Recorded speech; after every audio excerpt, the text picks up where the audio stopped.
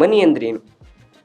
ಅದು ಬ್ಯಾಂಕ್ ಅಕೌಂಟ್ನಲ್ಲಿ ಇದ್ರೂ ಒಂದೇನಾ ಅಥವಾ ನಮ್ಮ ಕೈಯಲ್ಲಿ ಕ್ಯಾಶ್ ಆಗಿದ್ರು ಒಂದೇನಾ? ಹಣ ಅಂದರೆ ಏನೂ ಇಲ್ಲ, it's a medium of exchange. There is no value for money. Almost ಎಲ್ಲಾರು ದುಡ್ಡನ್ನೇ ನಂಬ್ತಾರೆ. ನಾನು ನಂಬದೆ ಅಂತ ನೀನು ನಂಬದೆ ಅಂತ ಅವ್ರು ನಂಬುದ್ರು ಅಂತ ಇನ್ನೊಬ್ರು. ಕೇವಲ 1% ಜನಕ್ಕೆ ಮಾತ್ರ ಹಣಕಾಸಿನ ಬಗ್ಗೆ ಅರಿವಿದೆ. 50-60% ಜನ ಸ್ಯಾಲ್ರಿ ಬಂದಿದ ತಕ್ಷಣ ಫಸ್ಟ್ ಸ್ಯಾಲ್ರಿ ಬಂತು, ನನಗೆ ನೇನೋ ತಗೋಬೇಕು, ನನ್ಗೆ ಕಾರ್ ಆಸೆ ಇದೆ ಅಂತೆಲ್ಲ ಹೇಳ್ತಾರೆ. ಹೋಗ್ಬಿಟ್ಟು ಡೈರೆಕ್ಟ್ ಲೋನ್ ತಗೊಂಡು ಕಾರ್ ತಗೋಬಿಡ್ತಾರೆ. ಇವಾಗ ಲೋನ್ ತಗೊಂಡ್ರೆ ಅದು ಒಳ್ಳೇದಾ ಅಥವಾ ಅದು ಕೆಟ್ಟದಾ? ಗಳಿಕೆ, ಉಳಿಕೆ, ಹೂಡಿಕೆ ಅನ್ನೋದು ಜೀವನದ ಮಹಾಮಂತ್ರ. ಹೇಗೆ ನಾವು ಎಕ್ಸಸೈಸ್ ಮಾಡ್ತೀವಿ, ಊಟ ಮಾಡ್ತೀವಿ, ನಿದ್ರೆ ಮಾಡ್ತೀವಿ, ಸ್ನಾನ ಮಾಡ್ತೀವಿ, ಸೋಷಲೈಸ್ ಮಾಡ್ತೀವಿ, ಹಾಗೆ ನಮ್ಮ ಜೀವನದ ಒಂದು ಅವಿಭಾಜ್ಯ ಅಂಗ ಗಳಿಕೆ, ಉಳಿಕೆ, ಹೂಡಿಕೆ. ಮಕ್ಕಳಿಗೆ ಇವಾಗ ಎಲ್ಲರೂ ಸಮ್ಮರ್ ಹಾಲಿಡೇಸ್ ಅಂದ್ಬಿಟ್ಟು ಊರಿಗೆ ಹೋಗ್ತಾರೆ. ಅಲ್ಲಿ ಏನು ಬರ್ತಾ ಇರ್ಬೇಕಾದ್ರೆ ಅಜ್ಜಿ ಒಂದು 500 ರೂಪಾಯಿ, ತಾತ ಒಂದು 500 ರೂಪಾಯಿ, 100 ರೂಪಾಯಿ, 200 ರೂಪಾಯಿ ಎಲ್ಲ ಕೊಡ್ತಾರೆ.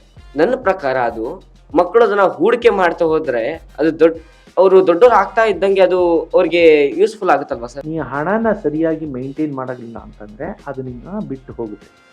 ದೈಹಿಕವಾಗಿ ಕಷ್ಟಪಟ್ಟು ಯಾವೊಬ್ಬ ವ್ಯಕ್ತಿಯೂ ಸಾಹುಕಾರ ಆಗಿಲ್ಲಪ್ಪ, ಯಶಸ್ವಿ ಅಂತ ಅನ್ನಿಸ್ಕೊಂಡಿಲ್ಲಪ್ಪ. ಎಲ್ಲರ ಹತ್ರ ದುಡ್ಡು ಒಂದೇ ಅಲ್ವಾ? ಸೊ ರಿಚ್ ಆಗ್ಬೇಕು ಅಂತಂದ್ರೆ ಅವ್ರು ಜಾಸ್ತಿ ದುಡ್ಡನ್ನ ಪ್ರಿಂಟ್ ಮಾಡ್ತಾ ಹೋಗ್ಬೋದು. 100 ರೂಪಾಯಿದು ಒಂದು 10 ನೋಟ್ ಪ್ರಿಂಟ್ ಮಾಡೋದು, 100 ರೂಪಾಯಿದು ಒಂದು 100 ನೋಟ್ ಪ್ರಿಂಟ್ ಮಾಡ್ಬಿಟ್ಟು ಎಲ್ಲ ಕಡೆ ಹಂಚ್ಬಿಟ್ರೆ ಎಲ್ಲರೂ ಶ್ರೀಮಂತರಾಗ್ತಾರಲ್ಲ. ತಲೆ ಕೂದಲು ಬೆಳಗಾಗಿರೋರ್ಗೂ ಅರ್ಥ ಆಗ್ತಾ ಇಲ್ಲ. ಪದಾರ್ಥಗಳಿಗೆ, ಸಂಪನ್ಮೂಲಗಳಿಗೆ ಮೌಲ್ಯ ಇರೋದು ಹಣಕ್ಕಲ್ಲ ಅಂತ. 1973 ನಂತರ ಗೋಲ್ಡ್ ಬ್ಯಾಕಪ್ ಹೊರಟೋಯ್ತು. ಯಾರು ಎಷ್ಟು ಬೇಕಾದ್ರೂ ಪ್ರಿಂಟ್ ಮಾಡ್ಬೋದು, ಗೋಲ್ಡ್ ಇಲ್ದಿದ್ರು ಮಾಡ್ಬೋದು. ಡಾಲರ್ ಹಂಗೆ ಇನ್ ಗಾಡ್ ವಿ ಟ್ರಸ್ಟ್ ಅಂತ ಹಾಕಿದ್ದಾರೆ, ಇದ್ರ ಮೇಲೆ, ಡಾಲರ್ ಮೇಲೆ ಅಷ್ಟೇ. ಅಂದರೆ ಭಗವಂತನ ಮೇಲೆ ಭರವಸೆ, ರಾಮನ ಮೇಲೆ ಭರವಸೆ ಇಟ್ಟು ಪ್ರಿಂಟ್ ಮಾಡ್ತಾ ಇರೋದು. ಇವಾಗ ಮಕ್ಕಳು ಮಿಲಿಯನಿಯರ್ ಅಥವಾ ಬಿಲಿಯನಿಯರ್ ಆಗಕ್ಕೆ ಒಂದು ಸಣ್ಣ ಟಿಪ್ಸ್ಗಳು. ಸ್ಟಾರ್ಟ್ ಅರ್ಲಿ ಅಂತ ನಾನು ಹೋಗಿದ ಕಡೆ ಎಲ್ಲ ಹೇಳ್ತಿರ್ತೀನಿ. Start investing wisely. ನೀವು ಅದನ್ನು ಮಾಡ್ತಾ ಶುರು ಮಾಡಿದ್ರೆ ನೀವು 25-30 ವರ್ಷದಲ್ಲಿ ಅತ್ಯದ್ಭುತವಾಗಿ ಪ್ರತಿಯೊಬ್ಬರು, ಇದನ್ನು ಮಾತ್ರ ನಾನು ನಿಸ್ಸಂಶಯವಾಗಿ ಆತ್ಮವಿಶ್ವಾಸದಿಂದ ಹೇಳ್ತೀನಿ, ಪ್ರತಿಯೊಬ್ಬ ಭಾರತೀಯನು ಕೋಟ್ಯಾಧಿಪತಿ ಆಗ್ಬೋದು.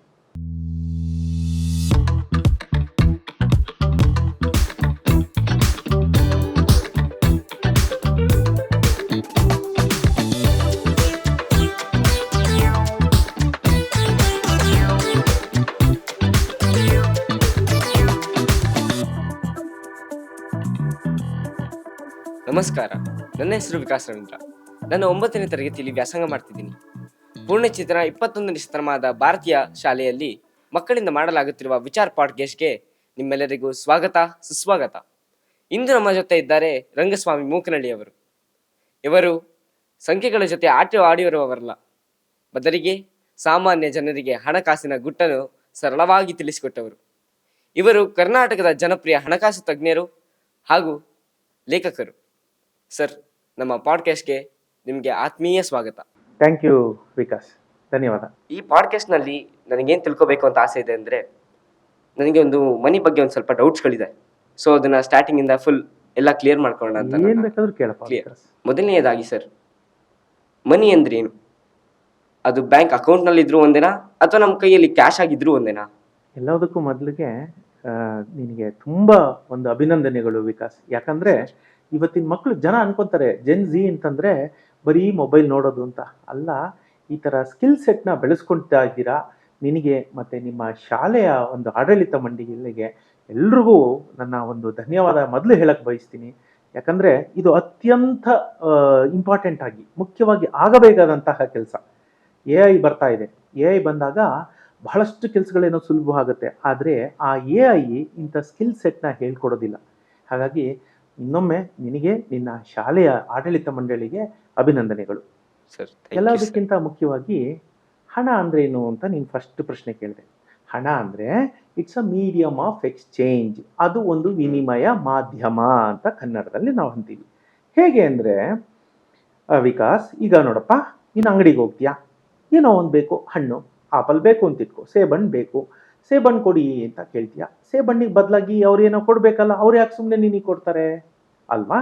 ಅದಕ್ಕೆ ಹಿಂದೆ ಅದನ್ನು ನಾವು ಬಾಟರ್ ಸಿಸ್ಟಮ್ ಅಂತ ಹೇಳ್ತಿದ್ವಿ. ಅವರೇನೋ ಅಕ್ಕಿ ಕೊಡೋರು, ಹಣ್ಣು ತಗೊಳ್ಳೋರು, ಏನೋ ಹೀಗೆ ಮಾಡೋರು. ಇದು ಬಹಳಷ್ಟು ವರ್ಷ ನಡೀತು.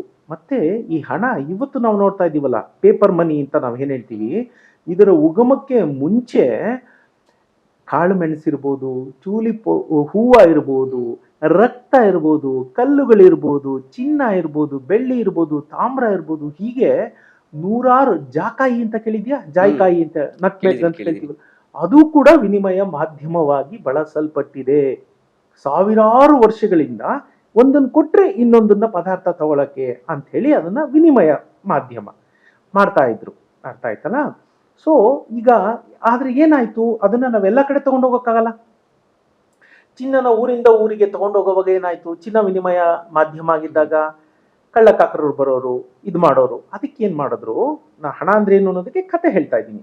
ಅದಕ್ಕೆ ಏನ್ ಮಾಡೋರು, ಬೇರೆ ಊರಿನಲ್ಲಿದ್ದ ವರ್ತಕರು ಈ ಊರಿನಲ್ಲಿದ್ದ ವರ್ತಕರು ಶ್ರೀಮಂತರು ಏನ್ ಮಾಡಿದ್ರು, ರಾಜನ ಬಳಿ ಹೋಗ್ತಾ ಇದ್ರು. ಮಹಾರಾಜ್ರೆ, ನಾನು ಪಕ್ಕದ ಊರಿಗೆ ಹೋಗ್ತಾ ಇದ್ದೀನಿ, ಅಲ್ಲಿಂದ ಇಷ್ಟು ಮೌಲ್ಯದ, ಎಷ್ಟು ಒಂದು 2 kg ಚಿನ್ನದ ಮೌಲ್ಯದ 200 kg ಅಕ್ಕಿ ಬೇಕು, ಎಕ್ಸಾಂಪಲ್ ನಾನು ಸುಮ್ಮನೆ ಕೊಡ್ತಾ ಇದ್ದೀನಿ, ಅದನ್ನ ಬೇಕು, ಆದ್ರೆ 2 kg ಚಿನ್ನ ನಾನು ತಗೊಂಡೋಗ್ತೀನಿ ಅಂತ ಗೊತ್ತಾದ್ರೆ ಮಧ್ಯದಲ್ಲಿ ಯಾರೋ ಅಟ್ಯಾಕ್ ಮಾಡ್ಬೋದಲ್ವಾ. ಹಾಗಾಗಿ ಏನ್ ಮಾಡಿದ್ರು, ರಾಜ ಏನ್ ಮಾಡಿದ್ರು, ಒಂದು ಮುಚ್ಚಳಿಕೆ, ಒಂದು ಪ್ರಾಮಿಸರಿ ನೋಟ್ ಬರೆಯೋನು.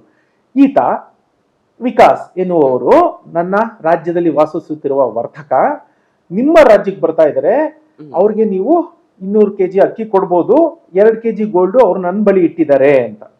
ಈ ಪೇಪರ್ ತಗೊಂಡೋಗೋರು, ಪೇಪರ್ ತಗೊಂಡೋಗಿ ಅಲ್ಲಿ ರಾಜನಿಗೆ ಕೊಡೋರು ಅಥವಾ ಅಲ್ಲಿ ಮುಖ್ಯಸ್ಥನ್ ಕೊಡೋರು. ಅವ್ರೇನ್ ಮಾಡೋರು, ನೋಡೋರು ಮೊಹರು ಎಲ್ಲ ಕರೆಕ್ಟ್ ಆಗಿದೆ ರಾಜಂದು, ಅದನ್ನ ಇಟ್ಕೊಂಡೆ ಅಕ್ಕಿ ಕೊಡಪ್ಪ ಅಂತ. ಸೊ ಅಲ್ಲಿಗೆ ಇಲ್ಲಿ IOU ಆಯ್ತು, ನಾನು ನಿನ್ಗೆ ಕೊಡ್ಬೇಕು 2 kg, ಇಲ್ಲೇನೋ ಅಕ್ಕಿ ಬಂತು, ಆದ್ರೆ ಇಲ್ಲಿ ವರ್ಷಕ್ಕೊಮ್ಮೆ ಲಾಸ್ಟ್ ಅಲ್ಲಿ ಅವ್ರದ್ದು ಎಕ್ಸ್ಚೇಂಜ್ ಆಗೋದು. ಹೀಗೆ ನಿಧಾನವಾಗಿ ಅದು ಪೇಪರ್ ಮನಿ ಆಯ್ತು. ಫಸ್ಟ್ ಪೇಪರ್ ಮನಿಯ ನಾವೇನು ಹೇಳ್ತೀವಿ ಇವತ್ತು, ಆ ಪೇಪರ್ ಮನಿಯ ಉಗಮ ಆದದ್ದು, ಅದನ್ನ ಕಂಡುಹಿಡಿದಿದ್ದು ಚೈನೀಸಿಗೆ ಸೇರ್ಬೇಕು, ಆಶ್ರಯ. ಅದುವರ ತನಕ ಎಲ್ಲ ಬೇರೆ ಬೇರೆ ಇತ್ತು. ಸೊ ಅರ್ಥ ಆಯ್ತಾ? ಇವತ್ತಿನ ಹಣ ಬಂತು, ಇವತ್ತು ಹಣ ಅದನ್ನ ಮೀರಿದು ಮತ್ತೆ ಡೆಬಿಟ್ ಕಾರ್ಡು, ಕ್ರೆಡಿಟ್ ಕಾರ್ಡು, ಬ್ಯಾಂಕುಗಳಾಯ್ತು. ಇವಾಗಂತೂ ಗೊತ್ತಲ್ಲಪ್ಪ, ಇವಾಗೆಲ್ಲ ಡಿಜಿಟಲ್ ಮನಿ ಆಗೋಗಿದೆ. ಇಲ್ಲಿ ತನಕ ಹಣ ಬಂದಿತ್ತು. ಸೊ ಈಗ ಹಣ ಅಂದ್ರೇನು? ಹಣ ಅಂದ್ರೆ ಏನು ಇಲ್ಲ, it's a medium of exchange. ಇಷ್ಟೆಲ್ಲ ಮಾಡುತ್ತಲ್ಲ ಈ ಹಣ, ಈ ಹಣಕ್ಕೆ ಮೌಲ್ಯ ಇಲ್ಲ, ವ್ಯಾಲ್ಯೂ ಇಲ್ಲ. ಇದನ್ನ ನಿನ್ನ ವಯಸ್ಸಿನ ಮಕ್ಕಳು ತಪ್ಪದೆ, ದಯವಿಟ್ಟು ತಪ್ಪದೆ ಮತ್ತೊಮ್ಮೆ ಕೇಳ್ಕೊಳ್ಳಿ. There is no value for money. ಹಣಕ್ಕೆ ವ್ಯಾಲ್ಯೂ ಇಲ್ಲ, ಮೌಲ್ಯ ಇಲ್ಲ. ಏನ್ ಹಿಂಗ ಹೇಳ್ತೀರಾ ನೀವು ಪೆದ್ದಾಗಿ ಹೇಳ್ತಿದ್ದೀರಾ ಅಂತ ನಿನ್ ಮನ್ಸಲ್ಲಿ ಈಗ ಅನ್ಕೊಂತಾ ಇರ್ತೀಯ. ಯಾಕೆ ಅನ್ಕೊಂತಾ ಇರ್ತೀಯ ಅಂದ್ರೆ, ವ್ಯಾಲ್ಯೂ ಇಲ್ಲ ಅಂದ್ರೆ ಒಂದು ಪೇಪರ್ ತುಂಡು ಕೊಟ್ರೆ ಅವ್ರು ಸೇಬಣ್ಣೆ ಹಾಕಿ ಕೊಡ್ತಾ ಇದ್ರು ಅಲ್ವಾ? ಎಕ್ಸಾಕ್ಟ್ಲಿ. ಈಗ ಒಂದು ಉದಾಹರಣೆ ಹೇಳ್ತೀನಿ. ಏನ್ ಗೊತ್ತಪ್ಪ ವಿಕಾಸ್, ಒಂದು ಟೇಪ್ ಇದೆ ಅಲ್ವಾ, ಸೊಂಟು ಸುತ್ತ ಅಳತೆ ನಾವು ಮಾಡ್ತೀವಿ, ಎಷ್ಟು ಹೈಟ್ ಇದೆ ಅಂತ ಅಳಿತೀವಿ, ನೆಲ ಎಷ್ಟು ಅಡಿ ಚದರ ಅಡಿ ಇದೆ ಎಲ್ಲ ಅಳಿಯಕ್ಕೆ ಬಳಸ್ತೀವಲ್ವಾಪ್ಪ. ಆದ್ರೆ ಇವಾಗ ಹೇಳು, ಮೌಲ್ಯ ಇರೋದು ನೆಲಕ್ಕ ಅಥವಾ ಟೇಪ್ಗ? ನೆಲಕ್ಕೆ ಅಲ್ವಾಪ್ಪ. ಟೇಪು ನೆಲನ ಅಳಿಯೋ ಒಂದು ಸಾಧನ. ಹಣನೂ ಹಂಗೆ, ಹಣಕ್ಕೆ ಮೌಲ್ಯ ಇಲ್ಲ. ಮೌಲ್ಯ ಇರೋದು ಸೇಬಿಗೆ. ಆ ಸೇಬಿಗೆ ಮೌಲ್ಯ ಕೊಡ್ಬೇಕಲ್ಲ, ಏನೋ ಒಂದು ಮೀಡಿಯಮ್ ಆಫ್ ಎಕ್ಸ್ಚೇಂಜ್ ಬೇಕಲ್ಲ. ಅದಕ್ಕೆ ಇದ್ರ ಮೇಲೆ ಒಂದು ಹಣ ಅಂತ ಬರೆದು ಅದ್ರ ಮೇಲೆ 100 ರೂಪಾಯಿ, 50 ರೂಪಾಯಿ, 500 ರೂಪಾಯಿ ಏನೋ ಒಂದು ಅದ್ರ ಮೇಲೆ ಅಮೌಂಟ್ ಹಾಕಿರ್ತಾರೆ. ಅರ್ಥ ಆಯ್ತಾ? ಈ ನೋಟ್ ಇಲ್ಲ ಅಂದ್ರೆ ಇದಕ್ಕೆ ತಾನೇ ಬೆಲೆ ಇರೋದು. ಅರ್ಥ ಆಯ್ತಾ? ಸೊ ಹಾಗಾಗಿ ಬೆಲೆ ಇರೋದು, ಮೌಲ್ಯ ಇರೋದು, ದಯವಿಟ್ಟು ಮತ್ತೊಮ್ಮೆ ಗಮನಿಸಿ ಕೇಳಿ, ಮೌಲ್ಯ ಇರೋದು ಸಂಪನ್ಮೂಲಗಳಿಗೆ, ರಿಸೋರ್ಸ್ ಅಂತ ನಾವೇನ್ ಹೇಳ್ತೀವಿ ಅದಕ್ಕೆ ಮಾತ್ರ ಬೆಲೆ ಇರೋದು. ಹಣಕ್ಕೆ ಮೌಲ್ಯ ಇಲ್ಲ. ಹಣ ಆ ರಿಸೋರ್ಸಸ್ ಏನಿದೆ ಅವುಗಳನ್ನ ಅಳೆಯಕ್ಕೆ ಇರುವ ಅಥವಾ ಕೊಂಡ್ಕೊಳ್ಳೋದು, ಮಾರೋದಕ್ಕಿರುವ ಒಂದು ವಿನಿಮಯ ಮಾಧ್ಯಮ ಮಾತ್ರ. ಅರ್ಥ ಆಯ್ತಲ್ವಾ? ಸೊ ಹಣ ಅಂದ್ರೇನು ಅಂತ ಕ್ಲಾರಿಟಿ ಬಂತಲ್ಲ? 99 ಜನ ಇವತ್ತಿಗೂ, ಭಾರತ ಅಂತ ಹೇಳ್ತಿಲ್ಲ, ಜಗತ್ತಿನಾದ್ಯಂತ ಅವ್ರಿಗೆ ಈ ಕಾನ್ಸೆಪ್ಟೇ ಗೊತ್ತಿಲ್ಲ. ಎವ್ರಿಬಡಿ ಥಿಂಕ್ಸ್ ಹಣಕ್ಕೆ ಮೌಲ್ಯ ಇದೆ ಅಂತ. ನಾನು ಹೇಳ್ತಾ ಇದ್ದೀನಿ, ಹಣಕ್ಕೆ ಮೌಲ್ಯ ಇಲ್ಲ. ಒಂದೇ 1% ಜನ ಮಾತ್ರ ಹಣಕ್ಕೆ ಮೌಲ್ಯ ಇಲ್ಲ ಅನ್ನೋದನ್ನ ತಿಳ್ಕೊಂಡಿದ್ದಾರೆ. ಅದಕ್ಕೆ ಅವರೆಲ್ಲ ಅಷ್ಟೊಂದು ಕೋಟ್ಯಾಧಿಪತಿಗಳಾಗಿದ್ದಾರೆ. ಗೊತ್ತಿಲ್ಲ. The moment you realise there is no value for money, ನಿಮಗೆ ಗೊತ್ತಾಗುತ್ತೆ ನೀವು on what you should work ಅಂತ. ಹಣದಿಂದ ಓಡಬಾರ್ದು. ಹಣ ಖಂಡಿತ, ಯಾಕಂದ್ರೆ ಅದಕ್ಕೆ ಮೌಲ್ಯನೇ ಇಲ್ಲ. ಅರ್ಥ ಆಯ್ತಲ್ವಾ? ಸೊ ಈಗ ನಾವು 2ನೇ ಪಾರ್ಟಿಗೆ ಬರೋಣ. ಹಣನ ನಾವು ಬ್ಯಾಂಕಲ್ಲಿ ಇಟ್ಟರೆ ಉತ್ತಮನ, ನಗದಾಗಿ ಇಟ್ಕೊಂಡ್ರೆ ಉತ್ತಮನ ಅಂತ 2 ಉದಾಹರಣೆ ಹೇಳ್ತೀನಿ. ಹಣನ ವಿಕಾಸ್ ಏನ್ ಮಾಡಿದ್ರು, ಬ್ಯಾಂಕಲ್ಲಿ ಇಟ್ರು. ಇವತ್ತಿನ ಬಡ್ಡಿ ಪ್ರಕಾರ 6.5%. ಎಕ್ಸಾಕ್ಟ್ಲಿ ಕ್ಯಾಲ್ಕುಲೇಷನ್ಗೆ ಹೋಗ್ಬೇಡಿ, ಎಲ್ಲ ನಾನು ಉದಾಹರಣೆಗೆ ಹೇಳ್ತಿರುವಂತ ಸಂಖ್ಯೆಗಳು. 100 ರೂಪಾಯಿ ವಿಕಾಸ್ ಏನ್ ಮಾಡಿದ್ರು, ತಗೊಂಡೋಗಿ ಬ್ಯಾಂಕ್ ಅಲ್ಲಿ ಹಾಕಿದ್ರು. 1 ವರ್ಷದ ನಂತರ ಅದು 106 ರೂಪಾಯಿ 50 ಪೈಸೆ ಆಯ್ತು ಅಂತ ಇಟ್ಕೊಳ್ಳಿ. ಉದಾಹರಣೆ ಸಂಖ್ಯೆಗಳು ಮತ್ತೆ ಹೇಳ್ತಿದ್ದೀನಿ. 106 ರೂಪಾಯಿ 50 ಪೈಸೆ ಆಯ್ತದು. ಇನ್ನೊಬ್ಬ ವಿಕಾಸ್ ಫ್ರೆಂಡು ಪ್ರಕಾಶ್, ಅವ್ರೇನ್ ಮಾಡಿದ್ರು, ಅಯ್ಯೋ ನಾನು ಯಾರನ್ನೂ ನಂಬಲ್ಲಪ್ಪ, ಬ್ಯಾಂಕಿಂಗ್ ಯಾಕೆ ಅಂತ ಮನೇಲಿ ಇಟ್ಕೊಂಡ್ರು. ಅರ್ಥ ಆಯ್ತಾ? 1 ವರ್ಷ ಇಬ್ರಿಗೂ ಕಳೆದೋಯ್ತು. ಇವತ್ತಿಗೆ ಅಕ್ಕಿಯ ಬೆಲೆ ಏನಿತ್ತು ಅದು 100 ರೂಪಾಯಿ ಇತ್ತು. 1 ವರ್ಷದ ನಂತರ ಅಕ್ಕಿಯ ಬೆಲೆ ಏನಾಗಿದೆ, ಅಕ್ಕಿಯ ಬೆಲೆ 110 ರೂಪಾಯಿ ಆಗಿದೆ. ಅರ್ಥ ಆಯ್ತಾ? ಈಗ ಹೇಳಪ್ಪ, ಇವರು ಮನೆಯಲ್ಲಿ ನಗದು ರೂಪದಲ್ಲಿ, ಕ್ಯಾಶಿನ ರೂಪದಲ್ಲಿ ಇಟ್ಕೊಂಡ್ರು. ಯಾರು? ಪ್ರಕಾಶ್ ಇವಾಗ 10 ರೂಪಾಯಿ ಶಾರ್ಟೇಜ್ ಆಯ್ತು. ಯಾಕಂದ್ರೆ ಇವತ್ತು 1 kg ಅಕ್ಕಿ ತಗೋಬೇಕು ಅಂದ್ರೆ ಅವರು 110 ಕೊಡಬೇಕು. ಅವ್ರ ಮನೇಲಿ ಇಟ್ಕೊಂಡಿದ್ದ ಕಾರಣದಿಂದ 100 ರೂಪಾಯಿ ಏನಾಯ್ತಪ್ಪ, ಹಾಗೇ ಉಳ್ಕೊಂಡಿದೆ, ಬೆಳಿಲಿಲ್ಲ ಅದು. ವಿಕಾಸ್ ಏನ್ ಮಾಡಿದ್ರು, ಬ್ಯಾಂಕಲ್ಲಿ ಇಟ್ರು. ಇವ್ರಿಗಿಂತ ಒಂಚೂರು ವಾಸಿ ಬುದ್ಧಿವಂತರು. ಎಷ್ಟಾಯ್ತದು? 106 ರೂಪಾಯಿ 50 ಪೈಸೆ ಆಯ್ತು. ಹಂಗೂ ವಿಕಾಸ್ಗೆ ಏನಾಯ್ತು, 3.5 ರೂಪಾಯಿ ಶಾರ್ಟೇಜ್ ಬಂತು ಅಕ್ಕಿ ಕೊಂಡ್ಕೊಳಕ್ಕೆ. ಈ ಶಾರ್ಟೇಜ್ಗೆ ಅಥವಾ ಹಣದ ಮೌಲ್ಯ ಅಷ್ಟೇ ಇದ್ದು ಪದಾರ್ಥದ ಮೌಲ್ಯ ಹೆಚ್ಚಾದ್ರೆ, ಅಥವಾ ನೀವು ಯಾವ ತರನಾರು ನೋಡ್ಬೋದು, ಪದಾರ್ಥಗಳ ಮೌಲ್ಯ ಹೆಚ್ಚುತ್ತಾ ಇರುತ್ತೆ, ಹಣದ ಮೌಲ್ಯ ಅಷ್ಟೇ ಇರುತ್ತಲ್ಲ, ಇದನ್ನ ಹಣದುಬ್ಬರ ಅಂತ ಕರಿತೀವಿ ನಾವು, ಇನ್ಫ್ಲೇಷನ್ ಅಂತ ಕರಿತೀವಿ. ಅರ್ಥ ಆಯ್ತಲ್ಲ? ಇವಾಗ ಫಸ್ಟ್ ಕಾನ್ಸೆಪ್ಟ್ ಹಣ ಅಂದ್ರೆ ಏನು ಅಂತ ತಿಳ್ಕೊಂಡ್ವಿ. ಸೆಕೆಂಡ್ ಕಾನ್ಸೆಪ್ಟ್ ಅತ್ಯಂತ ಮುಖ್ಯವಾಗಿ ತಿಳ್ಕೊಳ್ಳೇಬೇಕಾಗಿರುವಂಥದ್ದು ಇನ್ಫ್ಲೇಷನ್, ಹಣದುಬ್ಬರ ಅಂತ. ಹಣದ ಮೌಲ್ಯ ಬೆಳೆಯೋದಿಲ್ಲ. ಹಣದ ಮೇಲಿನ ಮುದ್ರಿತ ಮೌಲ್ಯ 100 ರೂಪಾಯಿ ಅಂತಿದ್ರೆ ಅದು 1 ವರ್ಷ ಬಿಟ್ಟು ಅದು 110 ಅಂತ ಆಗೋದಿಲ್ಲ.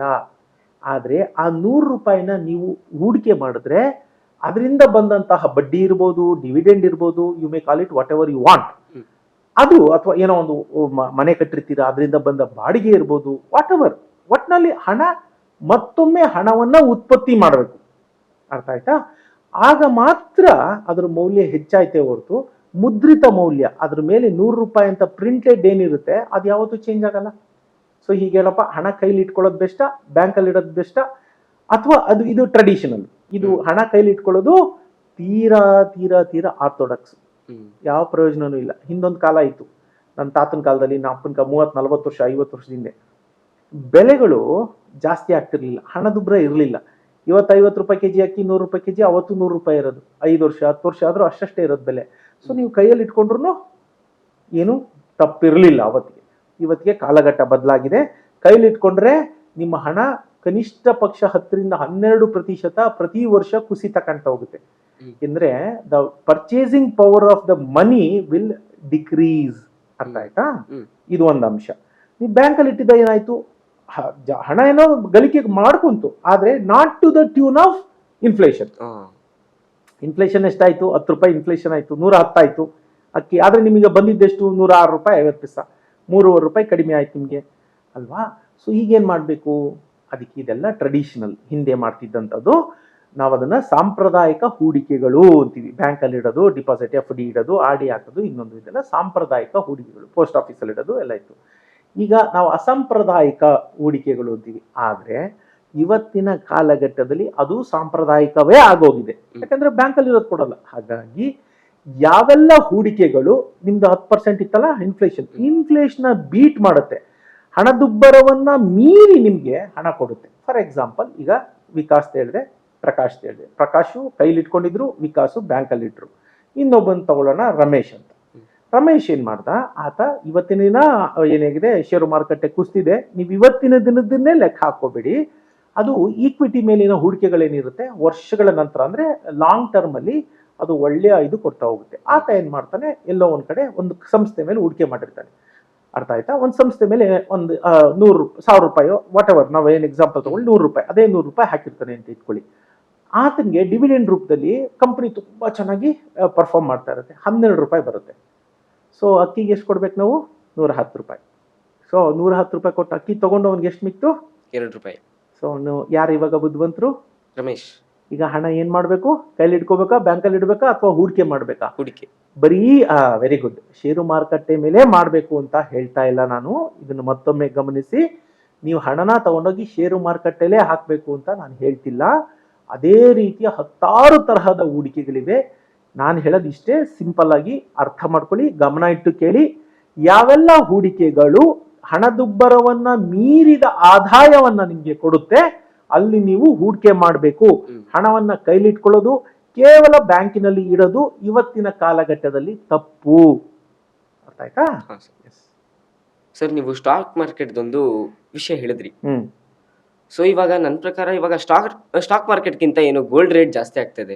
ಅಫ್ಕೋರ್ಸ್. ಸೊ ತುಂಬಾ ಬುದ್ಧಿವಂತರಿರೋರು ಗೋಲ್ಡ್ ಮೇಲೆ ತಾನು ಇನ್ವೆಸ್ಟ್ ಮಾಡೋದು. Very good. ಗೋಲ್ಡ್ ಮೇಲೆ ಮಾಡಬಾರ್ದು, ಸ್ಟಾಕ್ ಮಾರ್ಕೆಟ್ ಮೇಲೆ ಮಾಡಬಾರ್ದು. ಅದಕ್ಕೆ ಸಮ್ ರೇಷಿಯೋಸ್ ಇರ್ತವೆ. ಅರ್ಥ ಆಯ್ತಾ? ಇವಾಗ ಹಿಂಗೆ ನಾವು ಒಂದು ತಟ್ಟೆಯಲ್ಲಿ ಊಟ ಅಂದರೆ ಬರೀ ಅನ್ನ ಮತ್ತು ಸಾರು ಅಥವಾ ಹುಳಿ ಏನೋ ಇರುತ್ತಲ್ಲ, ಸಾಂಬಾರು ಅಂತೀವಲ್ಲ, ಅದನ್ನ ಹಾಕೊಂಡು ತಿಂದ್ಬಿಟ್ರೆ ಏನಾಗುತ್ತೆ? ಬರೀ ಕಾರ್ಬೋಹೈಡ್ರೇಟ್ ಆಗುತ್ತೆ ಅಲ್ವಪ್ಪ. ಅದರಲ್ಲಿ ಏನಿರಬೇಕು? ಒಂದಷ್ಟು ಫೈಬರ್ ಇರಬೇಕು, ಒಂದಷ್ಟು ಫ್ಯಾಟ್ ಇರಬೇಕು, ಒಂದಷ್ಟು ಪ್ರೋಟೀನ್ ಇರಬೇಕು, ಒಂದಷ್ಟು ಕಾರ್ಬೋಹೈಡ್ರೇಟ್ ಇರಬೇಕು. ಅತ್ಯುತ್ತಮವಾದ ಅದನ್ನ ನಾವು ಬ್ಯಾಲೆನ್ಸ್ಡ್ ಡಯಟ್ ಅಂತೀವಿ ಅಲ್ವಾ. ಒಂದು ತಟ್ಟೆಯಲ್ಲಿ ಹೇಗೆ ಇವು 4 ಇರಬೇಕು, ಹಾಗೆ ಒಂದು ಹೂಡಿಕೆ ಅಂದರೆ ನಾನು ಬುದ್ಧಿವಂತ ಇವತ್ತಾಗ್ತಿದೆ, ಇವತ್ತು ಚಿನ್ನ ಮೇಲಕ್ಕೆ ಹೋಗ್ತಾ ಇದೆ. ಯಾತಕ್ಕೆ ಅಂದರೆ ಅದನ್ನ ನಾನು ದುರಿತ ಕಾಲದ ಡಾರ್ಲಿಂಗ್ ಅಂತ ಕರಿತೀನಿ.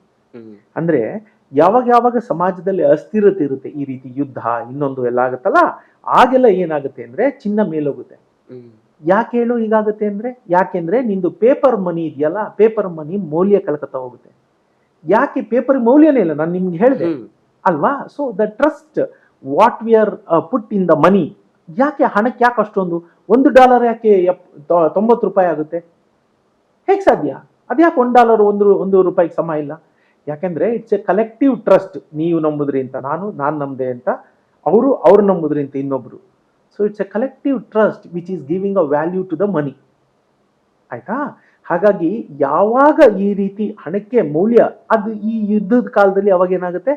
ಅದು ಆ ಟ್ರಸ್ಟ್ ಕಡಿಮೆ ಆಗುತ್ತೆ. ಟ್ರಸ್ಟ್ ಕಡಿಮೆ ಆದಾಗ ವ್ಯಾಲ್ಯೂ ಆಫ್ ದ ಮನಿ ಏನಿದೆ, ಆರ್ ನಾವು ಅನ್ಕೊಂಡಿರೋ ಮೌಲ್ಯ, ಅದಕ್ಕೆ ಮೌಲ್ಯನೇ ಇಲ್ಲ, ಬಟ್ ನಾವು ಸೃಷ್ಟಿಸಿರುವ ಮೌಲ್ಯ ಇದೆಯಲ್ಲ, ಅದು ಕುಸಿತಾ ಹೋಗುತ್ತೆ. ಆಗ ನಾನು ಮೊದಲೇ ಹೇಳಿದೆ, ಮೌಲ್ಯ ಇರೋದು ಯಾವುದಕ್ಕೆ? ವಸ್ತುಗೆ, ರಿಸೋರ್ಸಸ್, ಸಂಪನ್ಮೂಲಗಳಿಗೆ.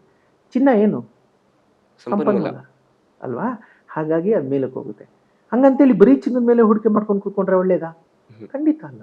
ಹೇಗೆ ಒಂದು ತಟ್ಟೆಯಲ್ಲಿ ಬ್ಯಾಲೆನ್ಸ್ಡ್ ಫುಡ್ ಅಂತ ಹೇಳ್ತೀವಿ, ಬ್ಯಾಲೆನ್ಸ್ ಡಯಟ್ ಅಂತ ಹೇಳ್ತೀವಿ, ಹಾಗೆ ಒಂದು 20% ಚಿನ್ನದ ಮೇಲೆ, ಒಂದು 20% ನೆಲದ ಮೇಲೆ, ಒಂದು 20% ಈಕ್ವಿಟಿ ಮೇಲೆ, ಒಂದು 20% ಡೆಟ್ ಮೇಲೆ, ಇನ್ನೊಂದು 20% ಅಸಾಂಪ್ರದಾಯಿಕ, ನಾವು ಅದನ್ನ ಏನ್ ಹೇಳ್ತೀವಿ ಅಂತಂದ್ರೆ ಆಲ್ಟರ್ನೇಟಿವ್ ಇನ್ವೆಸ್ಟ್ಮೆಂಟ್ ಪ್ಲಾನ್ಸ್ ಅಂತ ಕರಿತೀವಿ. ಹಾಗೆ ಅಲ್ಲಿ ಹಾಕಬೇಕು. ಆಗೇನಾಗುತ್ತೆ? ಒಂದು ಬಿದ್ದರೂ ಇನ್ನೊಂದು ಕಾಂಪನ್ಸೇಟ್. ಇದೆಲ್ಲ ಹೇಗೆ ಅಂದ್ರೆ, ಈಗ ಸ್ಟಾಕ್ ಮಾರ್ಕೆಟ್ ಬೀಳುತ್ತೆ, ಹಣದ ಮೌಲ್ಯ ಬೀಳುತ್ತೆ, ಚಿನ್ನ ಮೇಲೆ ಹೋಗುತ್ತೆ. ಚಿನ್ನ ಮೇಲೆ ಬಂದ ಹಿಂಗೆ ಇದು ಬ್ಯಾಲೆನ್ಸ್ ಆಗ್ತಾ ಇರುತ್ತೆ. ಪ್ರತಿಯೊಂದು ಅಷ್ಟೇ. ಎರಡು ಮೇಲೆ ಹೋಗೋದು ಬಹಳ ಕಡಿಮೆ ಆಗುತ್ತೆ. ಯಾವಾಗ ಆಗುತ್ತಾ? ನೀನ್ ನೋಡಿರ್ತೀಯ, ಒಂದು ಯೋಚನೆ ಮಾಡು. ಏನ್ ಹೇಳು? ಮಳೆನೂ ಬರ್ತಿರುತ್ತೆ, ಬಿಸಿಲು ಇರುತ್ತೆ ಕೆಲವೊಂದ್ ಸರ್ತಿ ಅಲ್ವಾ.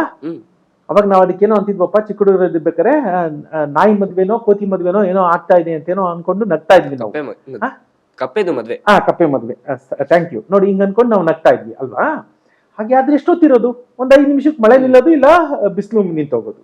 ಹಾಗೆ ಚಿನ್ನದ ಬೆಲೆಯೂ ಮೇಲೋಗಿ, ಷೇರು ಮಾರ್ಕೆಟೇನು ಮೇಲೋಗಿ, ಹಣದ ಮೌಲ್ಯನೂ ಹೆಚ್ಚಾಗುವ ಸಾಧ್ಯತೆಗಳು ಬಹಳ ಕಡಿಮೆ. ಒಂದ್ ಮೇಲೋದ್ರೆ ಒಂದ್ ಕೆಳಗೆ, ಒಂದ್ ಮೇಲೋದ್ರೆ ಒಂದ್ ಕೆಳಗೆ, ಈಗ ಬ್ಯಾಲೆನ್ಸ್ ಆಗ್ತಾ ಇರುತ್ತೆ. ಹಾಗಾಗಿ ಬುದ್ಧಿವಂತ ನಾನು ಅಂತ ಚಿನ್ನದ ಮೇಲೆ ಮಾಡೋ ಹಾಗಿಲ್ಲ. ಎಲ್ಲೋದ್ರ ಮೇಲೂ ನಿಯಮಿತವಾಗಿ ಬ್ಯಾಲೆನ್ಸ್ಡ್ ಆಗಿ ನಮ್ಮ ಪೋರ್ಟ್ಫೋಲಿಯೋನ ಇಟ್ಕೋಬೇಕು. ಸರ್ ನೀವು ಹೇಳಿದ್ರಿ ದುಡ್ಡಿಗೆ ಮೌಲ್ಯ ಇಲ್ಲ ಅಂತ. ಆದ್ರೆ ಆಲ್ಮೋಸ್ಟ್ ಎಲ್ಲಾರು ದುಡ್ಡನ್ನೇ ನಂಬ್ತಾರೆ, ದುಡ್ಡನ್ನೇ ಗೌರವಿಸ್ತಾರೆ. ಹೌದೌದು, ಖಂಡಿತ. ಅದು ಯಾಕೆ? ಇದನ್ನ ನಾನು ಅದನ್ನೇ ಹೇಳೋದು, ಮನುಷ್ಯ ಸಮಾಜ ಜೀವಿ. ಆಯ್ತಾ? ಈ ಭಾಷೆ, ಇವಾಗ ನಾವು ಮಾತಾಡ್ತಿರೋ ಭಾಷೆ ಇದೆಯಲ್ಲ ಕನ್ನಡ, ಅದು ಹೇಗೆ ಉಗಮ ಆಯ್ತು? ನಾವು ಒಬ್ರನ್ನ ಇಮಿಟೇಟ್ ಮಾಡ್ತೀವಿ. ಮನುಷ್ಯ ನಕಲು ಜೀವಿ. ಸತ್ಯ ಗೊತ್ತಾ ನಿನ್ಗೆ? ಈಗ ಒಂದು 20 ಕಿಲೋಮೀಟರ್ ಹೋಗು, ಅವ್ರ ಮನೆ ಒಂಥರ ಇರುತ್ತೆ, ಅವ್ರ ಊರು ಒಂಥರ ಇರುತ್ತೆ, ಆ ಊರಿನಲ್ಲಿ ಒಂಥರ ಎಳೆದು ಮಾತಾಡ್ತಾ ಇರ್ತಾರೆ, ಹೋಗಣ್ಲಾ ಅಂತ. ಆಗ ನೋಡಿ, ಆ ಮಕ್ಕಳಲ್ಲಿ ಹುಟ್ಟಿದ ಮಕ್ಕಳು ಅದೇ ಭಾಷೆನ ಕ್ಯಾಚ್ ಮಾಡ್ತಾರೆ. ಆಯ್ತಾ? ಒಂದೊಂದು ಮನೆಯ ಸಂಸ್ಕಾರ, ಒಂದೊಂದು ಊರಿನ ಸಂಸ್ಕಾರ, ಒಂದು ಊರಿನ ಭಾಷೆ, ಮಾತಾಡುವ ರೀತಿ, ತಿನ್ನುವ ರೀತಿ ಎಲ್ಲ. ಯಾಕೆ ಅಂದ್ರೆ ಒಬ್ರನ್ನ ನೋಡಿ ನಕಲು ಮಾಡ್ತಾರೆ, ಇಮಿಟೇಟ್ ಮಾಡ್ತೀವಿ. ಭಾಷೆ ಉತ್ಪನ್ನ ಆಗಿರೋದು ಹೇಗೆ ಹೇಳು? ಹೇಗೆ ಭಾಷೆ ಡೆವಲಪ್ ಆಗಿರೋದು ಹೇಗೆ ಅಂದ್ರೆ ಒಬ್ರನ್ನೊಬ್ರು ಇಮಿಟೇಟ್ ಮಾಡಿ. ಹಾಗೆ ಇದು ಕೂಡ ಅಷ್ಟೇ. ನಾವೇನ್ ಮಾಡ್ತೀವಿ? It's a collective trust. ನಾನು ಹೇಳದ್ನಲ್ಲ, ನಾನ್ ನಮ್ದೆ ಅಂತ ನೀನ್ ನಮ್ದೆ ಅಂತ ಅವ್ರು ನಂಬುದ್ರು ಅಂತ ಇನ್ನೊಬ್ರು. ಯಾತಕ್ಕೆ ನಾನು ಅದನ್ನೇ ಹೇಳ್ತಿರೋದು? ಕೇವಲ 1% ಜನಕ್ಕೆ ಮಾತ್ರ ಹಣಕಾಸಿನ ಬಗ್ಗೆ ಅರಿವಿದೆ.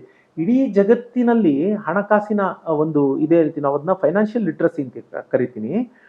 ಆ ಫೈನಾನ್ಷಿಯಲ್ ಲಿಟ್ರಸಿ ಇಡೀ ಜಗತ್ನಲ್ಲಿ 3 to 4% ಅಷ್ಟೇ. ಅಂದರೆ ಇನ್ನು ಉಳಿದ 97ರಿಂದ 96% ಜನಕ್ಕೆ ಹಣ ಅಂದರೆ ಏನು ಅಂತ ಗೊತ್ತಿಲ್ಲ. ವಾಟ್ ಈಸ್ ಫೈನಾನ್ಷಿಯಲ್ ಲಿಟ್ರಸಿ ಅಂತಂದರೆ ಗೊತ್ತಿಲ್ಲ. ಅಂದರೆ ಕೇವಲ ಸಂಬಳ ಬರುತ್ತೆ, ಅದನ್ನ ಖರ್ಚು ಮಾಡಿದ್ರಿ, ಬಾಡಿಗೆ ಕೊಟ್ರಿ, ಅಥವಾ ಮನೆ EMI ಕಟ್ಟಿದ್ರಿ, ಫೀಸ್ ಕಟ್ಟಿದ್ರಿ, ಸ್ಕೂಲ್ಗೆ ಅದಕ್ಕೆ ಇದಕ್ಕೆ ಊಟ ತಿಂಡಿ ಮಾಡಿದ್ರಿ, ಗಾಡಿ ತಗೊಂಡ್ರಿ, ಅದಕ್ಕೆ EMI ಕಟ್ಟಿದ್ರಿ, ಜೀವನ ಮುಗ್ದೇ ಹೋಗ್ಬಿಡುತ್ತೆ. ಅದು ಫೈನಾನ್ಷಿಯಲ್ ಲಿಟ್ರಸಿ ಅಲ್ಲ. ಹಣ ಅದನ್ನು ಎಲ್ಲಿ ತೊಡಗಿಸಿದ್ರೆ ಏನಾಗುತ್ತೆ ಅನ್ನುವ ಅರಿವಿದ್ದಾಗ ಮಾತ್ರ, ಅದ್ರ ಬಗ್ಗೆ ಪೂರ್ಣ ಜ್ಞಾನ ಇದ್ದಾಗ ಮಾತ್ರ ಫೈನಾನ್ಷಿಯಲ್ ಲಿಟ್ರಸಿ. ಸೊ ನೀವು ಕೇಳಿದಲ್ಲಪ್ಪ ಪ್ರಶ್ನೆ, ಯಾಕೆ ಎಲ್ಲರೂ ನಂಬ್ತಾರೆ ಅಂದರೆ ಹೀಗೆ, it's A trap, everybody is falling. ಕುರಿಗಳು ಗೊತ್ತಲ್ಲ, ಒಂದು ಹೋದ್ರಂಗೆ, ಅದು ಒಂದು ನೋಡಿದ್ಯಲ್ವಾ, 2 ಸರಿ 3 ಸರಿ ಬಿಟ್ಬಿಟ್ರೆ ಒಂದು ಹೆಡ್ ಶೀಪ್ ಅಂತ ಒಂದು ಇರುತ್ತಲ್ಲ, ಅದೇನಾಗುತ್ತೆ, ಅದು ಸುತ್ತಾ ಇದ್ರೆ ಮಿಕ್ದವೆಲ್ಲ ಫಾಲೋ ಮಾಡ್ತಾ ಇರುತ್ತೆ. ಹಾಗೆ ನಮ್ಮ ವ್ಯವಸ್ಥೆ is built in such A way that nobody question ಮಾಡಬಾರ್ದು. ಆ ರೀತಿನೇ ನಮ್ಮ ಸಮಾಜ.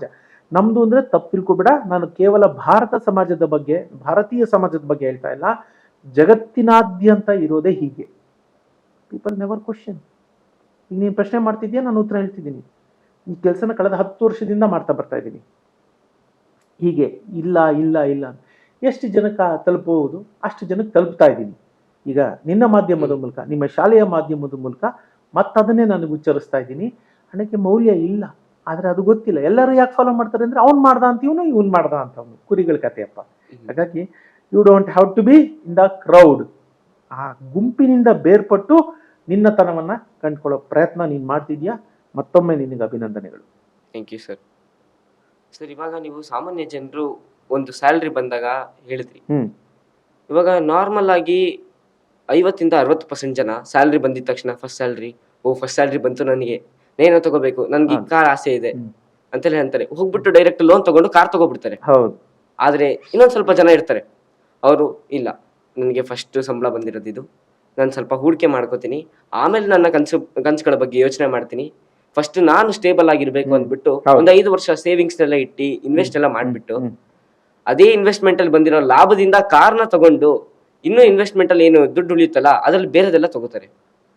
ಸೊ ಸರ್, ಇವಾಗ ಲೋನ್ ತಗೊಂಡ್ರೆ ಅದು ಒಳ್ಳೇದಾ ಅಥವಾ ಅದು ಕೆಟ್ಟದಾ?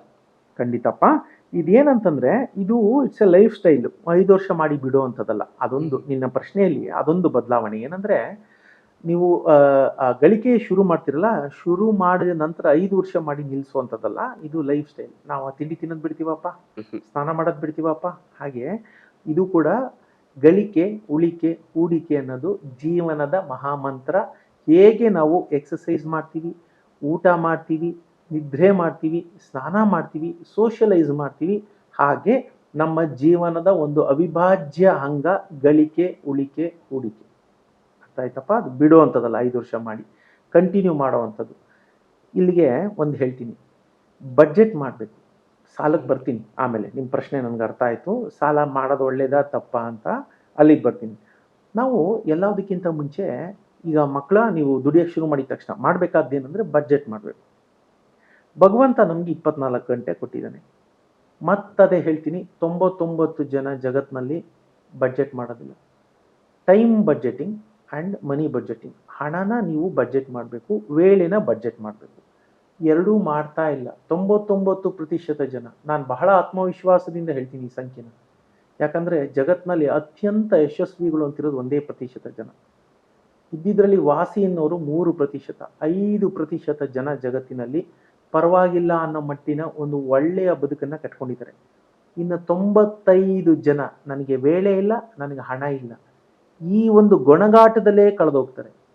ನಿಮ್ಗೆ ಇನ್ನೊಂದು ಅಚ್ಚರಿಯ ಅಂಶ ಹೇಳ್ತೀನಿ. ಈ 5% ಜನ ಯಾರು ಮೋಸ್ಟ್ ಸಕ್ಸಸ್ಫುಲ್, ಅತ್ಯಂತ ಯಶಸ್ವಿಗಳು ಅಂತ ಹೇಳ್ತೀವಿ, ಹಣವಂತರು, ಸಿರಿವಂತರು, ಪ್ರಸಿದ್ಧರು ಅಂತ ನಾವು ಯಾರು ಹೇಳ್ತೀವಿ, ಅದರಲ್ಲಿ 70% ಜನ ಸೆಲ್ಫ್ ಮೇಡಪ್ಪ. ಅವ್ರ ಅಪ್ಪ ಅಮ್ಮಂದು. ನಮ್ಮಲ್ಲಿ ಇನ್ನೊಂದು ತಪ್ಪು ತಿಳುವಳಿಕೆ ಇದೆ, ಅವನಿಗೆ ದೊಡ್ಡ ಮನೇಲಿ ಹುಟ್ಟಿದ್ದಾನೆ, ದೊಡ್ಡ ಫ್ಯಾಮಿಲಿ ಹುಟ್ಟಿದ್ದಾನೆ, ಹಣವಂತರು ಫ್ಯಾಮಿಲಿ ಹುಟ್ಟಿದ್ದಾನೆ, ಅವನಿಗೆ ಹಣವಂತ ಆದಂತ. ತಪ್ಪು ತಿಳುವಳಿಕೆಯಿಂದ ಈಚೆ ಕಡೆ ಬನ್ನಿ. 30 ಜನಕ್ಕೆ ಮಾತ್ರ ಆನ್ಸೆಸ್ಟ್ರಲ್ ಪ್ರಾಪರ್ಟಿ ಅಥವಾ ತಲೆತಲಾಂತರದಿಂದ ಬಂದ ಹಣ ಉಳಿದಿದ್ದು 30%. ಇನ್ನು 70% ಜನ ಸ್ವಂತ ಶ್ರಮದಿಂದ ಮೇಲ್ ಬಂದಂಥವ್ರು. ಆಯ್ತಾ? ಉಳಿದಂತೆ ಈ 30% ಜನ ಇದಾರಲ್ಲ, 2ನೇ ತಲೆಮಾರಿಂದ, ಈಗ first generation wealth, second generation, third generation ಅಷ್ಟೊತ್ತಿಗೆ ಅವ್ರು ಬಡವರಾಗಿರ್ತಾರೆ ತಿರ್ಗ. ನೀ ಹಣನ ಸರಿಯಾಗಿ ಮೇಂಟೈನ್ ಮಾಡೋದಿಲ್ಲ ಅಂತಂದರೆ ಅದು ನಿನ್ನ ಬಿಟ್ಟು ಹೋಗುತ್ತೆ. ಅರ್ಥ ಆಯ್ತಾ? ಸೊ ಹಾಗಾಗಿ ನಾನು ಹೇಳೋದಿಷ್ಟೇ, ಹಣವಂತರಾಗೋದು ಸೆಲ್ಫ್ ಮೇಡೇ ಜಾಸ್ತಿ ಇರೋದು. ಅದರಿಂದ ನೀವು ಈಚೆ ಕಡೆ ಬನ್ನಿ. ಆ ಒಂದು ಭ್ರಮೆಗಳೇನ ಇದ್ದರೆ ಆ ಭ್ರಮೆಯಿಂದ ಈಚೆ ಕಡೆ ಬನ್ನಿ. ಟೈಮ್ ಮ್ಯಾನೇಜ್ಮೆಂಟ್ ಅಂತ ಹೇಳಿದೆ. 8 ಗಂಟೆ 8 ಗಂಟೆ 8 ಗಂಟೆ. ಈಗ ನಮ್ಮಲ್ಲಿ 99% ಜನ ಮಾಡ್ತಾ ಇಲ್ಲ. 8 ಗಂಟೆನ ನಾವು ನಿದ್ದೆ ಇಳಿಲೇಬೇಕು. ಇನ್ನು 8 ಗಂಟೆ ಸೋಷಿಯಲೈಸೇಷನ್, ಊಟ ತಿಂಡಿ ಹೋಗೋದು ಬರೋದು. ಇನ್ನು 8 ಗಂಟೆ ನಾವು ಮಾರ್ಕೊಂಡು ಬಿಡ್ತೀವಿ. You are selling your time in order to gain money. ಹೌದಾ ಅಲ್ವಾ? ನೀವು ಅದನ್ನು ಸಂಬಳ ನೀ ವ್ಯಾಪಾರ ಇನ್ನೊಂದು ನೀವೆಲ್ಲೋ 8 ಗಂಟೆ ನೀವು ಕೂತ್ಕೋಬೇಕಲ್ಲ, ದೈಹಿಕವಾಗಿ ನೀವು ಕೂತ್ಕೋಬೇಕಲ್ಲ. Your presence should be there somewhere. 8 ಗಂಟೆ ನೀವು ಮಾರ್ತೀರ, 10 ಗಂಟೆನೂ ಆಗ್ಬೋದು ಕೆಲವರು 50,000 ತಿಂಗ್ಳಿಗೆ ಮಾರ್ಕೊತಾರೆ, 1 ಲಕ್ಷಕ್ಕೆ ಮಾರ್ಕೋತಾರೆ, ಕೆಲವರು 2 ಲಕ್ಷಕ್ಕೆ, ಕೆಲವರು 5 ಲಕ್ಷಕ್ಕೆ, ಕೆಲವರು 10,000ಕ್ಕೆ, ಕೆಲವರು 15,000ಕ್ಕೆ. ನಿನ್ನ ವೇಳೆನ ಹೆಂಗೋ ಮಾರ್ಬಿಡ್ತೀಯ. ಸೊ ಆದರೆ ಆ ಬಡ್ಜೆಟೇ ಮಾಡಲ್ಲ ವೇಳೆನ. ನೀವು ಬಡ್ಜೆಟ್ ಮಾಡಿ. ಈ 8 ಗಂಟೆ ನಿದ್ದೆಗೆ ಹೋಯ್ತು, ಅದರಲ್ಲೂ ಒಂದು 2 ಗಂಟೆ ನಾವು ತಗೋಬೋದು. 6 ಗಂಟೆ ನಿದ್ದೆ ಸಾಕು. 2 ಗಂಟೆ ನೀವು ಇಲ್ಲಿ ತೊಗೋಬೋದು ಇಲ್ಲಿಂದ. ಈ 8 ಗಂಟೆ ಸುಮ್ಮನೆ ವೃತ್ತ ಟಿ ವಿ ನೋಡ್ತಾ ಅಲ್ಲಿಂದ ಒಂದು 2-3 ಗಂಟೆ ತೊಗೊಂಡ್ರೆ 4-5 ಗಂಟೆ ಆಯಿತು. ಆ 4-5 ಗಂಟೆನ ಸಶಕ್ತವಾಗಿ ದುಡಿಸ್ಕೊಂಡ್ರೆ you gain knowledge. Invest on knowledge. ಬುದ್ಧಿಶಕ್ತಿ ಬೆಳೆಸ್ತಾ ಹೋಗಿ. ಬುದ್ಧಿಯ ಬಂಡವಾಳ. ಮನುಷ್ಯ ಕಷ್ಟಪಟ್ಟು 9ರಿಂದ 5 ತನಕ ದೈಹಿಕವಾಗಿ ಕಷ್ಟಪಟ್ಟು ಯಾವೊಬ್ಬ ವ್ಯಕ್ತಿಯೂ ಸಾಹುಕಾರ ಆಗಿಲ್ಲಪ್ಪ, ಯಶಸ್ವಿ ಅಂತ ಅನ್ನಿಸ್ಕೊಂಡಿಲ್ಲಪ್ಪ. ಅರ್ಥ ಆಗುತ್ತಾ? ಹಾಗಾಗಿ ಇನ್ಕ್ರೀಸ್ ಯುವರ್ ನಾಲೆಡ್ಜ್. ಆ ಟೈಮ್ ಇದೆಯಲ್ಲ, ಆ ಟೈಮ್ನ ಇನ್ವೆಸ್ಟ್ ಮಾಡಿ. Increase your knowledge so that you can gain more money. ಅರ್ಥ ಆಯ್ತಾ? Once you gain money you can buy back your time. ಅರ್ಥ ಆಯ್ತಾ? ಸೊ ಬದುಕಿನ ಮೂಲ ಉದ್ದೇಶ ಏನು ಹೇಳು? To buy back your time. ನನಗನ್ಸಿದ್ದನ್ನ, ನನಗಿಷ್ಟವಾದದ್ದನ್ನ ನನಗಿಷ್ಟವಾದ ಸಮಯದಲ್ಲಿ ಮಾಡೋದಿದೆಯಲ್ಲ, that is the real financial freedom. ಅರ್ಥ ಆಯ್ತಾ? ಸೊ ಇವಾಗ ಟೈಮ್ ಆಯ್ತು. ಬಡ್ಜೆಟ್ ಬಗ್ಗೆ ಹೇಳಿದೆ, ಮಾಡಿಲ್ಲ ಜನ. ಯಾತಕ್ಕೆ ಹಂಗೆ ಹುಟ್ಟಿ ಹಂಗೆ ಸತ್ತೋಗ್ತಾರೆ ಅಂದರೆ ಅವ್ರಿಗೆ ಗೊತ್ತಿಲ್ಲ. ಜಾಳಾಗಿ ಹಂಗಂಗೆ ಇರುತ್ತೆ. ಅದನ್ನು ನೀವು ಕರೆಕ್ಟಾಗಿ ಡಿಸೆಕ್ಟ್ ಮಾಡಬೇಕು. ಈ ವೇಳೆ ಇಷ್ಟಕ್ಕಿಷ್ಟು ಅಂತ ಇದು ಮಾಡ್ತೀನಿ ಅಂದರೆ ಮಾಡಬೇಕು. ಡಿಸಿಪ್ಲಿನ್ ಅದಿಲ್ಲ, ಹಂಗಾಗುತ್ತೆ. ಈಗ ಹಣದ ಬಡ್ಜೆಟಿಗೆ ಬರೋಣ. ನಿಮಗೆ 100 ರೂಪಾಯಿ ಹಣ ಬಂತು ಮಾಸಿಕ, ಒಂದು ತಿಂಗಳಿಗೆ 100 ರೂಪಾಯಿ ಬಂತು ಅಂತ ಇಟ್ಕೊಳ್ಳಿ. ಅದರಲ್ಲಿ 30 ರೂಪಾಯಿ ಇದು ಯಾರು ಅದು ಅರ್ಥನೇ ಮಾಡ್ಕೊಳ್ಳಲ್ಲ. There is a rule. ಈಗ ಚೆಸ್ ಆಡೋಕೆ ಒಂದು ರೂಲ್ ಇದೆ ಅಲ್ವಪ್ಪ, ಕ್ರಿಕೆಟ್ಗೊಂದು ರೂಲ್ ಇದೆ, ಕಬಡ್ಡಿಗೊಂದು ರೂಲ್ ಇದೆ. ನಿಂಗೆ ರೂಲ್ಸೇ ಗೊತ್ತಿಲ್ಲದೆ ನೀನು ಆಟ ಆಡಿದ್ರೆ what is the percentage of you winning the game? 0 ಅಲ್ವಾ? ಹಾಗೆ this is a game, but nobody knows the rules. ಅದಕ್ಕೆ 99 ಜನ ಜೀವನದಲ್ಲಿ ಹಾಗೆ ಓದ್ಕೋತಾರೆ. ಅರ್ಥ ಆಗತ್ತಾ? ಈಗ ಏನಂದರೆ 30 ರೂಪಾಯಿಯಲ್ಲಿ ನಿಂದು every month day to day life ಏನಿದೆ 30 ರೂಪಾಯಿ ಆಗಬೇಕು. ಇನ್ನು 30 ರೂಪಾಯಿ ನಿಂದು EMI ಅಥವಾ ಬಾಡಿಗೆ, whatever you may call it, 30 ರೂಪಾಯಿ ಆಗಬೇಕು. ಸೊ 60 ರೂಪಾಯಿ ಆಯ್ತಪ್ಪ. ಇನ್ನು 40 ರೂಪಾಯಿ ಉಳಿದಿದೆ ನಿಮ್ಮ ಹತ್ರ. ಅದರಲ್ಲಿ 20 ರೂಪಾಯಿ ಹೂಡಿಕೆ ಮಾಡಬೇಕು. Should invest, not save. Invest 20. ಇನ್ನು 20 ಇದೆ. ಇನ್ನು 20ರಲ್ಲಿ 10 ರೂಪಾಯಿ ಕಲಿಕೆಗೆ, ಲರ್ನಿಂಗ್. ಮಕ್ಕಳ ಇದನ್ನು ಕೇಳ್ತಿರೋರು ಮತ್ತೊಮ್ಮೆ ಗಮನಿಸಿ. Learning is continuous process. ನಂದಾಗೋಯ್ತು ಡಿಗ್ರಿ, ನಿಮ್ಮ ಡಿಗ್ರಿ ಸರ್ಟಿಫಿಕೇಟು ನಿಮ್ಮ ಉಳಿದ ಜೀವನ ಪೂರ್ತಿ ಅನ್ನ ಹಾಕೋಲ್ಲ. ತಿಳ್ಕೊಂಬಿಡಿ ಇದನ್ನ. You have to keep on learning. ಅದು ಮಹಾಮಂತ್ರ ಜೀವನದಲ್ಲಿ, ಅದನ್ನು ತಪ್ಸಂಗಿಲ್ಲ. 10 ರೂಪಾಯಿ ನೀವು ಕಲಿಕೆಗೆ ಮೀಸಲಿಡಬೇಕು. ಇವತ್ತು ಪಾಡ್ಕಾಸ್ಟ್ ಕೆಲವೊಂದು ಫ್ರೀ ಇವೆ, ಕೆಲವೊಂದು ಸಬ್ಸ್ಕ್ರೈಬ್ ಮಾಡ್ಕೋಬೇಕು. ಸಬ್ಸ್ಕ್ರೈಬ್ ಮಾಡ್ಕೊಳ್ಳಿ. ಯಾರೋ ಒಬ್ರು ಕ್ಲಾಸ್ ಏರ್ಪಡಿಸಿರ್ತಾರೆ. ಈಗ ನಾನು ಮಕ್ಕಳಿಗೆ ಫ್ರೀ ಮಾಡ್ತೀನಿ, ನನಗೇನು ಬೇಜಾರಿಲ್ಲ. ಬಟ್ ಯಾರೋ ಒಬ್ರು ದುಡ್ಡಿಟ್ಟಿರ್ತಾರೆ, ಹೋಗಿ ನಿಮಗೆ ಗೊತ್ತಿಲ್ಲದನ್ನ ಹೇಳ್ತಾರೆ ತಾನೇ ಅವರು, ಅದಕ್ಕೆ ತಾನೇ ಯು ಪೇ ಇಟ್. 10 ರೂಪಾಯಿ. ಇದು ಯಾರೇ ಆಗಲಿ, ಮಕ್ಕಳ ತಂದೆ ತಾಯಿ ನೋಡ್ತಿದ್ರೆ ದಯವಿಟ್ಟು ಅಳವಡಿಸ್ಕೊಳ್ಳಿ. 100ರಲ್ಲಿ 10 ರೂಪಾಯಿ ಕಲಿಕೆಗೆ ಅಂತ ಮ್ಯಾಗ್ಝೈನ್ ಕೊಂಡ್ಕೊಳ್ಳಿ, ಒಳ್ಳೊಳ್ಳೆ ಮ್ಯಾಗ್ಝೈನ್ ಕೊಟ್ಕೊಳ್ಳಿ. ಪಾಡ್ಕಾಸ್ಟ್ಗಳಿಗೆ ಸಬ್ಸ್ಕ್ರೈಬ್ ಮಾಡ್ಕೊಳ್ಳಿ. ಆಯ್ತಾ? ಸೆಮಿನಾರ್ಗಳು ಏರ್ಪಡಿಸ್ತಾರೆ, ಸೆಮಿನಾರ್ಗಳಿಗೆ ಹೋಗಿ. ಇನ್ನು 10 ರೂಪಾಯಿ 90 ಆಯ್ತಲ್ವಾ? ಇನ್ನು 10 ರೂಪಾಯಿ ಟ್ರಾವೆಲಿಂಗ್ಗೆ ಎತ್ತಿಡಿ. Keep on travelling. ಬೇರೆ ನೋಡಿಲ್ಲದ ಜಾಗಗಳಿಗೆ ಹೋಗಿ. It need not to be foreign ಕಂಟ್ರಿಗೆ ಹೋಗ್ಬೇಕು ಅಂತ ಏನಿಲ್ಲ. ನೋಡಿಲ್ಲದು, ನಿಮ್ಮ ರಾಮನಗರ ಬೆಟ್ಟ ನೋಡಿಲ್ಲ ಅಂದ್ರೆ ಹೋಗಿ ಹತ್ಬಿಟ್ಟು ಬಾಪ. ನಿಂಗೆ ಅದು ಜೀವನದಲ್ಲಿ ಬೇರೆ ಇನ್ನೊಂದು ಅನುಭವ ಕಟ್ಕೊಡುತ್ತೆ. ಸೊ 10 ರೂಪಾಯಿ ಟ್ರಾವೆಲಿಂಗ್ಗೆ ಅಂತ ತೆಗೆದಿಡಿ. ಹೀಗೆ ಈ ಬಡ್ಜೆಟಿಂಗ್ ಮಾಡ್ಕೋಬೇಕು ದುಡ್ಡನ್ನ. ಅರ್ಥ ಆಯ್ತಾ? ಇದು ಹೇಳಿದ್ದು ಎಲ್ರಿಗೂ. ನೀ ಹೇಳಿದ್ದು ಸ್ಟಾರ್ಟಿಂಗಲ್ಲಿ ಮಕ್ಕಳು ದುಡಿಯೋಕ್ಕೆ ಸ್ಟಾರ್ಟ್ ಆದಾಗ ಹೋಗಿ ಕಾರ್ ತಗೋತಾರೆ, ಲೋನಿಗೆ ಬರ್ತೀನಿ. ಈಗ ಮಕ್ಕಳು ದುಡಿಯೋಕೆ ಸ್ಟಾರ್ಟ್ ಮಾಡ್ತಾರಲ್ಲ ಅವ್ರು 20%. ಈ ಫಾರ್ಮುಲಾ ಹೇಳಿದ್ದು ಎಲ್ರಿಗೂ, ಜನಸಾಮಾನ್ಯರಿಗೆ ನಾನು ಹೇಳಿದ್ದು ಫಾರ್ಮುಲಾ. ಈಗ ಫಸ್ಟ್ ಇಮ್ಮಿಡಿಯೇಟ್ ಆಗಿ ದುಡಿಯೋಕೆ ಸ್ಟಾರ್ಟ್ ಮಾಡ್ತಾರೆ. 21-22 ಕೆಲಸ ಸಿಕ್ಕಿದೆ, 60,000 ರೂಪಾಯಿ ಸಂಬಳ. ಅವ್ರೇನ್ ಮಾಡಬೇಕು? ಕಾರ್ ತಗೋಬಾರ್ದು. It's a bad loan. ಏನ್ ಗುಡ್ ಲೋನ್, ಏನ್ ಬ್ಯಾಡ್ ಲೋನು, ನಾನು ಅದನ್ನ ಎಕ್ಸ್ಪ್ಲೇನ್ ಮಾಡ್ತೀನಿ. ಅದಕ್ಕೆ ಮುಂಚೆ ಮಕ್ಕಳಿಗೆ ಏನ್ ಮಾಡಬೇಕು ಅಂತ ಹೇಳ್ತೀನಿ. ಆ ವಯಸ್ಸಿನ ಮಕ್ಕಳಿಗೆ 20% ಸೇವಿಂಗು ನಿಮ್ಗಲ್ಲ ನಾನು ಹೇಳಿದ್ದು. If you can save 80, save 80. ನಾನು ಹೇಳ್ತಾ ಇದ್ದೀನಿ, ನಾನು ನನ್ನ ಮದುವೆ ಆಗೋ ತನಕ ಆಲ್ಮೋಸ್ಟ್ 30ನೇ ವಯಸ್ಸಿನ ತನಕ ನನ್ನ ಆದಾಯದ 90-95% ಹೂಡಿಕೆ ಮಾಡ್ತಾ ಇದ್ದೆ. 100 ರೂಪಾಯಿ ಬಂದ್ರೆ 90-95 ರೂಪಾಯಿ ಮಿನಿಮಮ್ ಅಲ್ಲಿ ಬದುಕ್ತಾ ಇದ್ದೆ. 39ನೇ ವಯಸ್ಸಿಗೆ ರಿಟೈರ್ಡ್ ಆದೆ ನಾನು. ಐ ಆಮ್ 52 ನಾವು. 39ನೇ ವಯಸ್ಸಿಗೆ ರಿಟೈರ್ಡ್. ಯೋಚನೆ ಮಾಡೋಕ್ಕೂ ಸಾಧ್ಯ ಇಲ್ಲ. ಯಾರ್ದೋ ನಾನು ಮೊದಲೇ ಹೇಳಿದೆ, ತಿರ್ಗಾ ತಲೆತಲಾಂತರದಿಂದ ಬಂದ ಆಸ್ತಿ ಆದರೆ ಅದು ಬೇರೆ ಥರ. ಸೆಲ್ಫ್ ಮೇಡ್ ಆದವರು 39ಕ್ಕೆ ರಿಟೈರ್ಡ್ ಆಗಬೇಕು ಅಂದರೆ ಡೆಟ್. ನನಗೇನು ಅಪ್ಪ ಯಾರೋ ಹಣ ಇಟ್ಟೋಗಿದ್ದಿಲ್ಲ, ಅರ್ಥ ಆಗುತ್ತಾ? ಸೊ ಹೇಗೆ ಸಾಧ್ಯ? ಎಷ್ಟು ಸಾಧ್ಯ ಅಷ್ಟು ಉಳಿಸಿ ಅಂತ ನಾನು ಹೇಳ್ತೀನಿ. ಹೂಡಿಕೆ ಮಾಡಿ, ಅದನ್ನು ಸರಿಯಾಗಿ ಹೂಡಿಕೆ ಮಾಡ್ತಾ ಹೋಗಿ. ಸೊ ದಟ್ ಮತ್ತೆ ಇಲ್ಲಿ ಇನ್ನೊಂದು ಅಂಶ ಗಮನಿಸಿ, ನೀವು ಶಕ್ತಿಶಾಲಿ ಆಗದೆ, ನೀವು ಬಲಶಾಲಿ ಆಗದೆ, ನೀವು ಸಮಾಜಕ್ಕೆ ಏನು ಕೊಡೋಕ್ಕಾಗಲ್ಲ. If you are in a begging mode, ಅಯ್ಯೋ ಅಂತ ಭಿಕ್ಷಾ ಪಾತ್ರೆ ಇಟ್ಕೊಂಡಿದ್ರೆ ಸಮಾಜಕ್ಕೆ ನೀವೇನು ಕೊಡ್ತೀರಾ? ನೀವೇ ಬೇಡ್ತಾ ಇದ್ದೀರಲ್ಲ. ನಿಮ್ಮಲ್ಲಿ ಆತ್ಮವಿಶ್ವಾಸ ಇಲ್ಲ ಅಂದರೆ ನೀವು ಜಗತ್ತಿಗೆ ಆತ್ಮವಿಶ್ವಾಸ ಹೆಂಗೆ ಹಂಚಕ್ಕೆ ಸಾಧ್ಯ? ನಿಮ್ಮಲ್ಲಿ ಅಸ್ಥಿರತೆ ಇದ್ರೆ, ನಿಮ್ಮಲ್ಲಿ ಕೀಳಿರಿಮೆ ಇದ್ರೆ, ನೀವು ಅದೇ ಕೀಳಿರಿಮೆನೆ ಜಗತ್ತಿಗೆ ಹಂಚ್ತೀರಾ. ಅದೇ ನೆಗೆಟಿವೇ ಮಾತಾಡ್ತಾ ಇರ್ತೀರ. ಅಯ್ಯೋ ಹಿಂಗೆ ಹಂಗೆ ಸರಿ ಇಲ್ಲ, ಗ್ರಹಗತಿ ಸರಿ ಇಲ್ಲ, ಅವ್ರು ಸರಿ ಇಲ್ಲ, ಇವ್ರು ಸರಿ ಇಲ್ಲ, ನಾನು ತಂಡ್ರಕರ್ ಮಗ ಆಗ್ಬಿಟ್ಟು ಹುಡ್ಬೇಕಾಗಿತ್ತು. ಎಲ್ಲ ಬೊಗಳೆ. ನಿಮಗೆ ಬೇಕಾದೆಲ್ಲವನ್ನು ಭಗವಂತ ನಿಮ್ಮಲ್ಲೇ ಇಟ್ಟಿದ್ದಾನೆ.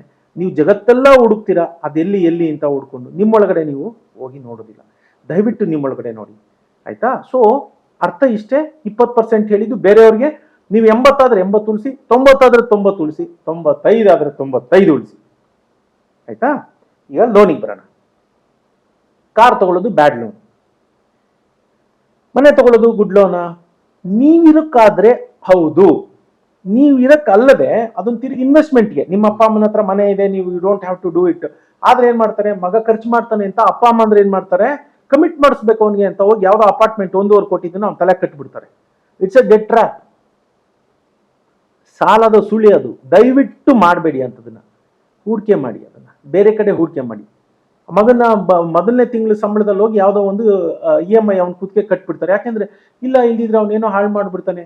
ಅವರಿಗೆ ತಿಳಿದಿರೋ ಜ್ಞಾನದಲ್ಲಿ ಅವ್ರೇನ್ ಮಾಡ್ತಾರೆ? ಯಾವುದೋ ಒಂದು ಅಪಾರ್ಟ್ಮೆಂಟ್ಗೆ ಅವ್ನ ತಲೆ ಕಟ್ಬಿಡ್ತಾರೆ. ಮಾಡಬೇಡಿ ಇದು. ಅಪ್ಪ ಅಮ್ಮಂದ್ರ ಕೇಳ್ತಾ ಇದ್ರೆ ದಯವಿಟ್ಟು ಇದು ಮಾಡಬೇಡಿ. ಡೆಟ್ ಟ್ರ್ಯಾಪ್ ಇದು ಡೆಟ್ ಟ್ರ್ಯಾಪಿಗೆ ಯಾವತ್ತೂ ಸಿಲ್ಕೋಬಾರ್ದು. ಅವಶ್ಯಕತೆ ಇಲ್ಲದೆ ಸಾಲ ಮಾಡಬಾರದು. ಅಂಡರ್ಲೈನ್ ಮಾಡಿ, ಅವಶ್ಯಕತೆ ಇಲ್ಲದೆ ಸಾಲ ಮಾಡಬಾರ್ದು. ಗುಡ್ ಲೋನ್ ಸಾಲ ಮಾಡಬಹುದು. ಯಾವಾಗ ಅಂತಂದ್ರೆ, if you are confident, I want to do something. ಯಾರಿಗೋ ಪಿಚ್ ಮಾಡಿರ್ತೀರಾ, ಅವ್ರು ಯಾರೋ ಒಂದಷ್ಟು ದುಡ್ಡು ಕೊಡ್ತಾರೆ ಸ್ಟಾರ್ಟ್ಅಪ್ ಮಾಡಬೇಕು ಅಂತ. ಇನ್ನೊಂದಷ್ಟು ಹಣ ನಿಮ್ಗೆ ಎಲ್ಲೋ ಬೇಕು, ಬ್ಯಾಂಕಿಗೆ ಹೋಗ್ತೀರಾ, ನಿಮ್ದನ್ನೆಲ್ಲ ತೋರಿಸ್ತೀರಾ, ಏನೋ ಬರುತ್ತೆ. Take chances. It's a good loan. ಮನೆಗೆ, ಕಾರ್ಗೆ, ವಿದೇಶ ಪ್ರಯಾಣಕ್ಕೆ, ಬಟ್ಟೆಗೆ, ಅದಕ್ಕಿದಕ್ಕೆ ಅಂತ ಲೈಫ್ ಸ್ಟೈಲ್ಗೆ ಯಾರೆಲ್ಲ ಖರ್ಚು ಮಾಡ್ತಾರೆ, ಇಟ್ಸ್ ಆಲ್ ಬ್ಯಾಡ್ ಲೋನ್. ಅವಶ್ಯಕತೆ ಇಲ್ಲದೆ ಯಾವುದೇ ಲೋನ್ ತಗೊಂಡ್ರು ಇಟ್ಸ್ ಆಲ್ ಬ್ಯಾಡ್. ಬಿಸ್ನೆಸ್ಸಿಗೆ ತಗೋತೀರಾ, ಗುಡ್ ಲೋನ್. ನೀವಿರೋಕ್ಕೆ ಅಂತ ಮನೆಗೆ ಅಂತ ತಗೋತೀರಾ, ಗುಡ್ ಲೋನ್. ಅವಶ್ಯಕತೆ ಇಲ್ಲದೆ ಕಾರ್ ತಗೋತೀರಾ, ಬ್ಯಾಡ್ ಲೋನ್. ಅವಶ್ಯಕತೆ ಇದೆ ಒಂದು ಸಣ್ಣ ಕಾರ್ ತಗೋತೀರಾ, ಗುಡ್ ಲೋನ್. ಕಾರಿಂದು ಏನಪ್ಪ, point A to point B ಕಮ್ಯುಟೇಷನ್ಗೆ ಅಷ್ಟೇ ಅದಿರೋದು. ನೀ not have to be a branded car. ಯಾಕೆ ಆಗಬೇಕು? ಯಾತಕ್ಕೆ ಖರ್ಚು ಮಾಡಬೇಕು? ಖರ್ಚುಗಳನ್ನ ಕಡಿಮೆ ಮಾಡಿ, ಸಾಲನ ಕಡಿಮೆ ಮಾಡಿ. ಮೊದಲು ನೀವು create a fund. Once you create a fund, ನೀವು ಏನು ಮಾಡಿದ್ರು ಸಮಾಜ ನಿಮ್ಮನ್ನು ಕೇಳಲ್ಲ. ಯಾಕಂದರೆ you will be in that position. ಆಯಿತಾ? ಇವತ್ತು ಅಂಬಾನಿ ಮನೆಯವ್ರು ನೋಡಿದ್ರಿ ಎಷ್ಟು 1,000 ಕೋಟಿ ಖರ್ಚು ಮಾಡಿಕೊಂಡ್ರು ಮದುವೆಗೆ. ಅದು not even 0.5% of their wealth ಅಲ್ವಾ? ಹಾಗಾಗಿ first create wealth. Okay? So ಸಾಲ ಮಾಡಬಾರ್ದು. ಅವಶ್ಯಕತೆ ಇಲ್ಲಾಂದರೆ ಸಾಲ ಮಾಡಲೇಬಾರ್ದು. ಅವಶ್ಯಕತೆ ಇದ್ರೆ ಮಾಡಿ. Thumbs up. ಸರ್, ನೀವು ಹೂಡಿಕೆ ಬಗ್ಗೆ ಹೇಳ್ತಿದ್ರಿ. ಇವಾಗ ನಾನು ಮಕ್ಳ ವಿಷಯಕ್ಕೆ ಬರ್ತೀನಿ. ಮಕ್ಕಳಿಗೆ ಇವಾಗ ಎಲ್ಲರೂ ಸಮ್ಮರ್ ಹಾಲಿಡೇಸ್ ಅಂದ್ಬಿಟ್ಟು ಊರಿಗೆ ಹೋಗ್ತಾರೆ. ಅಲ್ಲಿ ಏನು ಬರ್ತಾ ಇರ್ಬೇಕಾದ್ರೆ ಅಜ್ಜಿ ಒಂದು 500 ರೂಪಾಯಿ, ತಾತ ಒಂದು 500 ರೂಪಾಯಿ, 100 ರೂಪಾಯಿ, 200 ರೂಪಾಯಿ ಎಲ್ಲ ಕೊಡ್ತಾರೆ. ಮಕ್ಳೇನು ಮಾಡ್ತಾರೆ? ದೊಡ್ಡವ್ರು ಹೇಳ್ತಾರಲ್ಲ, ತಗೋ ಏನಾರು ತಿನ್ನೋಕ್ಕೆ ಇಡ್ಕೋ, ಏನಾರು ತಗೋ ಅಂತ. ನನ್ನ ಪ್ರಕಾರ ಅದು ಮಕ್ಕಳು ಅದನ್ನ ಹೂಡಿಕೆ ಮಾಡ್ತಾ ಹೋದ್ರೆ ಅದು ಅವರು ದೊಡ್ಡವರು ಆಗ್ತಾ ಇದ್ದಂಗೆ ಅದು ಅವ್ರಿಗೆ ಯೂಸ್ಫುಲ್ ಆಗುತ್ತಲ್ವಾ ಸರ್? ಆಗುತ್ತಪ್ಪ. ಈಗ ನೋಡು, ಅದನ್ನೇ ನಾನು ಹೇಳಕ್ ಹೋಗ್ತೀನಿ. ನಮ್ಮ ಶಾಲೆಗಳಲ್ಲಿ ಇರಬಹುದು ಅಥವಾ ಸರ್ಕಾರ ಇರ್ಬೋದು, ಮನುಷ್ಯನಿಗೆ ಆ, ಬೇರೆ ಎಲ್ಲದಕ್ಕೂ ಒಂದು ಏಜ್ ಇದು ಮಾಡಿದೆ ಅಲ್ವಾ? ಇಷ್ಟು ಏಜ್ ತನಕ ಇದು ಮಾಡ್ಬೋದು, ಇದು ಮಾಡಬಾರ್ದು, ಈ ಥರ ಎಲ್ಲ ಮಾಡುತ್ತೆ. ನನಗೆ ಆಶ್ಚರ್ಯ ಅನ್ಸೋದು, ಈಗ ಇತ್ತೀಚೆಗೆ ಕರ್ನಾಟಕ ಸರ್ಕಾರ, ಈಗ ಕೇಂದ್ರ ಸರ್ಕಾರ ಅನ್ನೋದು ಮಾಡ್ತಾ ಇದೆ, 16 ವರ್ಷದ ಕೆಳಗಡೆ ಇರೋರು ಸೋಷಿಯಲ್ ಮೀಡಿಯಾದಲ್ಲಿ ಬರಬಾರ್ದು, ಹಾಗೆ ಹೀಗೆ ಅಂತೆಲ್ಲ ಒಂದು ಏಜ್ ಲಿಮಿಟ್ ಎಲ್ಲ ಮಾಡ್ತಾ ಇದೆ. ನನಗೆ ನಗು ಬರ್ತಾ ಇದ್ದಿದ್ದೇನು ಗೊತ್ತಾ? ಇವಾಗ 10-12 ವರ್ಷದ ಮಕ್ಕಳೆಲ್ಲ ಇನ್ಸ್ಟಾಗ್ರಾಮಲ್ಲಿದ್ದಾರೆ, ಆಯಿತಾ? ಹೇಗೆಗೋ ಡ್ಯಾನ್ಸ್ ಮಾಡತ್ವೆ, ಅಪ್ಪ ಅಮ್ಮಂದ್ರು ನೋಡಲ್ಲ, ಅಲ್ಲಿ ಯಾರ್ಯಾರಿಗೂ ಬುಲ್ಲಿಂಗಿಗೆ ಒಳಗಾಗ್ತಾರೆ, ಇದೆಲ್ಲ ಮಾಡ್ತಾರೆ. ಆದರೆ ಒಬ್ಬ ಮಗು 18 ವರ್ಷದ ತನಕ ಬ್ಯಾಂಕ್ ಅಕೌಂಟ್ ಓಪನ್ ಮಾಡಂಗಿಲ್ಲ. ಇದ್ಯಾವ ಸೀಮೆ ನ್ಯಾಯ? ಆ ಮಗು ಸೋಷಿಯಲ್ ಮೀಡಿಯಾ ಅಕೌಂಟ್ ಓಪನ್ ಮಾಡಿಕೊಂಡು 50,000 1 ಲಕ್ಷ ಫಾಲೋವರ್ಸ್ ಇರೋರನ್ನ ನಾನು ನೋಡಿದ್ದೀನಿ. 12-14 ವರ್ಷದ ಮಕ್ಕಳು, ಆಯಿತಾ? ಮೈ ಕೈ ಕುಣಿಸ್ಕೊಂಡು ಡ್ಯಾನ್ಸ್ ಮಾಡ್ತವೆ ಆಗಲೇ. ನನಗೆ ಇದಕ್ಕೆ ಯಾಕೆ ಇಡ್ತಾ ಇಲ್ಲ? ಆದರೆ ಇದಕ್ಕೆ ಯಾಕೆ? So thanks to the government, ಈಗ 10 ವರ್ಷದ ನಂತರ ಪ್ರೈವೇಟ್ ಬ್ಯಾಂಕ್ಗಳಲ್ಲಿ ಇನ್ನೂ ಮಾಡ್ತಾ ಇಲ್ಲ. ನಿಮ್ಗೆ ಬೇಕಿದ್ರೆ ಶೆಡ್ಯೂಲ್ಡ್ ಬ್ಯಾಂಕಿಗೆ ಹೋಗಿ, SBIಗೆ ಹೋಗಿ, 10 ವರ್ಷ ಆಗಿದ್ದರೆ 10 ವರ್ಷದ ನಂತರ ನೀವು ಖಾತೆನ ನಿಮ್ಮ ಹೆಸರಲ್ಲೇ ಓಪನ್ ಮಾಡಬಹುದು. 10 ವರ್ಷ ಆದಂಥ ಮಕ್ಕಳು ಮಾಡ್ಬೋದು. It's a very good question. 10 ವರ್ಷದ ನಂತರ ಮಕ್ಕಳು ಬ್ಯಾಂಕ್ ಖಾತೆ ಇವಾಗ ತೆಗೆಯಬಹುದು. ಈ ವರ್ಷ ನೀವು ಹೋಗಿ ಫಸ್ಟ್ ಬ್ಯಾಂಕ್ ಖಾತೆ ತೆಗೆಸಿ ಮಕ್ಕಳಿಗೆ, ಆಯಿತಾ? ಮನೇಲಿ ಶುರು ಮಾಡಿ. ಈಗ ಶಾಲೆ ಹೇಳಬೇಕು ಅಂತಿಲ್ಲ, ಸರ್ಕಾರ ಹೇಳಬೇಕು, ಹೇಳ್ತಾ ಇಲ್ಲ, ಏನು ಮಾಡೋದು? ಸೊ ನೀವೇನು ಮಾಡಬೇಕು, ಪೋಷಕರಾಗಿ ಅಥವಾ ಮಕ್ಕಳಾಗಿ, ಈ ರೀತಿ ಯಾವುದೋ ಬರುತ್ತಲ್ಲ, ಯಾರೋ ಬರ್ತಾರೆ, ಅಜ್ಜಿ ತಾತ ಹುಟ್ಟಹಬ್ಬಕ್ಕೆ ಅಂತ ಕೊಟ್ಟೋಗ್ತಾರೆ, ಎಲ್ಲೋ ಹೋಗಿರ್ತೀರಾ, ಅವ್ರೇನೋ ಕೊಡ್ತಾರೆ. ಮತ್ತು ನಿಮ್ಮ ಸ್ಕೂಲಲ್ಲಿ ಏನೋ ಒಂದು ಗೊತ್ತಿಲ್ಲ, ಕ್ಯಾಶ್ ಪ್ರೈಸ್ ಬರ್ಬೋದು, ನೀವು ಚೆನ್ನಾಗಿ ಓದಿರ್ತೀರಾ, 500 ರೂಪಾಯಿ 1000 ರೂಪಾಯಿ ಕ್ಯಾಶ್ ಪ್ರೈಸ್ ಕೊಡ್ಬೋದು ಅವರು. ಏನೋ ಇಂಥದ್ದು ಬಂದಿದ್ದೆಲ್ಲ ಹುಂಡಿಲಿ ಹಾಕ್ತಾ ಹೋಗಿ, 1,000 ರೂಪಾಯಿ 500 ರೂಪಾಯಿ ಆಗಿದ ತಕ್ಷಣ ಬ್ಯಾಂಕಲ್ಲಿ ಹಾಕಿ, ಫಸ್ಟ್ ಅದಕ್ಕಲ್ಲಿರಿ. 16 ಆಗಿದ ತಕ್ಷಣನೇ ನೀವು ಅದಕ್ಕೂ ಕೂಡ ಇನ್ನೊಂದು ಹೇಳ್ತೀನಿ, ಪ್ಯಾನ್ ಕಾರ್ಡ್ ಅಂತ. ನೀವು ಬ್ಯಾಂಕ್ ಅಕೌಂಟ್ ಓಪನ್ ಮಾಡಲಿಕ್ಕೆ ಅದಕ್ಕೂ ವಯಸ್ಸೇನಿಲ್ಲ. ನೀವು ಪ್ಯಾನ್ ಕಾರ್ಡ್ ಕೂಡ ಅಪ್ಲೈ ಮಾಡ್ಬೋದು, ಈಗಲೇ ಮಾಡ್ಬೋದು. ನೀವು ಟ್ಯಾಕ್ಸ್ ಪೇಯರ್ ಆಗಿರಬೇಕಾದ ಅವಶ್ಯಕತೆ ಏನಿಲ್ಲ. PAN card can be applied by everybody and anybody. ನೀವು ಅದನ್ನು ಫಸ್ಟ್ ಪ್ಯಾನ್ ಕಾರ್ಡ್ ಅಪ್ಲೈ ಮಾಡ್ಕೊಳ್ಳಿ. ಆಮೇಲೆ ನೀವು ಅದನ್ನು ಮ್ಯೂಚುವಲ್ ಫಂಡ್ ಓಪನ್ ಮಾಡಿಬಿಟ್ಟು ತಿಂಗಳಿಗೆ 500 ರೂಪಾಯಿ ಆಯಿತಾ, 500 ರೂಪಾಯಿ. ಪೋಷಕರು ನೋಡ್ತಿದ್ರೆ ನೀವು ಮಾಡಬೇಕಾದ್ದು ಏನು ಗೊತ್ತಾ? ಪಾಯಿಂಟ್ ಬೇಸ್ ಸಿಸ್ಟಮ್ ಮಾಡಿ ನಿಮ್ಮ ಮನೇಲಿ. ಮಕ್ಕಳ ಹತ್ರ ಈಗ ಯಾರಿಗೋ ಏನೋ ಮಾಡೋ ಬದಲು ಕಾರ್ ತೊಳಿ, ತಪ್ಪಿಲ್ಲಪ್ಪ. ಮನೆ ಕೆಲಸ ಮಾಡೋದು ಕಲಿಬೇಕು ಮಕ್ಕಳು. ಕಾರ್ ತೊಳಿ, ಕಾರ್ ನೀವು ವಾಶ್ ಕರ್ಕೊಂಡು ಹೋಗ್ತೀರಾ, 400-500 ರೂಪಾಯಿ ಕೊಡ್ತೀರಾ ಕಾರ್ ವಾಶ್ಗೆ. ಅದೇ ದುಡ್ಡು ನಿಮ್ಮ ಮಗನಿಗೆ ಕೊಡಿ, ಹೇಳ್ಬೇಕು ಅಷ್ಟೇ ಚೆನ್ನಾಗಿ ತೊಳೆದಿರ್ಬೇಕು ಅಂತ. ಕೂತ್ಕೊಂಡು ಆ ರೀಲ್ಸ್ ನೋಡೋ ಬದಲು, ಇನ್ನೊಂದು TV ನೋಡೋ ಬದಲು, ಅನವಶ್ಯಕ ಮಾತಾಡ್ತಾ ವೇಳೆ ಕಳೆಯೋ ಬದಲು ಕಾರು ಇದು ಮಾಡಿ, 500 ರೂಪಾಯಿ ಬರುತ್ತೆ. ಹೊರಗಡೆ ಹೋದಾಗ, ಇದು ನಮ್ಮ ಮನೇಲಿ ನಾನು ಅಡಾಪ್ಟ್ ಮಾಡಿರೋದನ್ನೇ ಹೇಳ್ತಿರ್ತೀನಿ, ಪಿಜ್ಜಾ ಬೇಕು ಅಂದಾಗ ನೀನು ಪಾಯಿಂಟ್ಸ್ ಮೂಲಕ ನೀನು ಅರ್ನ್ ಮಾಡಿದ್ಯಲ್ಲ, ಅದರಲ್ಲಿ ತಗೋ ಅಂತ ಹೇಳಿ. ಆಗ ಅವನಿಗೆ ಜ್ಞಾಪಕ ಬರುತ್ತೆ, ಅಯ್ಯೋ 1 ಗಂಟೆ ಕಷ್ಟಪಟ್ಟು ಕಾರ್ ತೊಳೆದಿದ್ದು, ಇಲ್ಲಿ ಒಂದು ಪಿಜ್ಜಾ 500 ರೂಪಾಯಾ? ಇಲ್ಲ ಅಪ್ಪ, ನಂಗೆ ಪಿಜ್ಜಾ ಬೇಡ ಅಂತ. 500 ರೂಪಾಯಿ ಮನೆ ಮಂದಿ ಎಲ್ಲ ಸೌತ್ ಇಂಡಿಯನ್ ಬ್ರೇಕ್ಫಾಸ್ಟ್ ಮಾಡ್ಬೋದು. ಯಾಕೆ ತಿಂತೀರಾ ಅದನ್ನು? ಅರ್ಥ ಆಯ್ತಾ? ಸೊ ಹೀಗೆ ಈ ಪಾಯಿಂಟ್ ಸಿಸ್ಟಮ್ ಮಾಡ್ಕೊಳ್ಳಿ. ಪಾಯಿಂಟ್ ಸಿಸ್ಟಮ್ ಮಾಡಿ ಹಣ ಗಳಿಸಿದ್ದನ್ನೆಲ್ಲ ಫಸ್ಟ್ ಬ್ಯಾಂಕಲ್ಲಿ ಹೂಡಿಕೆ ಮಾಡ್ತಾ ಹೋಗಿ. ಒಂದಷ್ಟು ಹಣ ಆಯಿತು, ಇಲ್ಲ ತಿಂಗಳಿಗೆ ನಾನು 500 ರೂಪಾಯಿ ದುಡಿತಾ ಇದ್ದೀನಿ ಪಾಯಿಂಟ್ ಬೇಸ್ಡ್ ಮನೆಯಲ್ಲಿ. ನೀವು ಹೊರಗಡೆ ಹೋಗೋದು ಅವಶ್ಯಕತೆ ಇಲ್ಲ, ಹೊರಗಡೆ ಕೆಲಸ ಮಾಡೋ ಅವಶ್ಯಕತೆ ಇಲ್ಲ. ನಿಮ್ಮಲ್ಲಿ ಒಂದಷ್ಟು ಸಂಪನ್ಮೂಲಗಳಿದೆ ಅಂದರೆ ಮಕ್ಕಳನ್ನ ಹೊರಗಡೆ ಕೆಲಸಕ್ಕೆ ಕಳಿಸ್ಬೇಡಿ ದಯವಿಟ್ಟು. ಮನೇಲೇ ಕೆಲಸ ಹಚ್ಚಿ, ಮನೇಲೇ ಕೆಲಸ ಮಾಡಿಸಿ, ನೀವೇ ಅವರಿಗೆ ಸಂಬಳದ ರೂಪದಲ್ಲಿ ಪಾಯಿಂಟ್ ಮೂಲಕ ಅವ್ರಿಗೆ ಹಣ ಕೊಡ್ತಾ ಹೋಗಿ, ಆಯಿತಾ? ಸೊ ಅದನ್ನ ನೀವು ಬ್ಯಾಂಕಲ್ಲಿ ಹಾಕಿ, ಇಲ್ಲ 500 ರೂಪಾಯಿ ನಾನು ತಿಂಗಳಿಗೆ ದುಡಿಯಬಲ್ಲೆ ಅಂತ ನಿಮ್ಗೆ ಅನ್ನಿಸ್ದಾಗ ಅದನ್ನು ಮ್ಯೂಚುವಲ್ ಫಂಡಲ್ಲಿ ನೀವು ಹಣ ಹೂಡ್ತಾ ಹೋಗಿ. ಸರ್, ಇವಾಗ ನಾವು ದೇಶ ವಿದೇಶಗಳ ಬಗ್ಗೆ ಬರೋಣ. ಇವಾಗ ಒಂದು ದೇಶ ಏನು ರಿಚ್ ಅಥವಾ ಒಂದು ದೇಶ ಪೂರ್ ಅಂತ ಅದಂಗೆ ಏನು ಕ್ಲಾಸಿಫಿಕೇಶನ್ ಮಾಡ್ತಾರೆ ಸರ್? ಹೌದು. ಯಾಕಂದ್ರೆ ಇವಾಗ ಎಲ್ಲರ ಹತ್ರನೂ ದುಡ್ಡು ಒಂದೇ ಅಲ್ವಾ?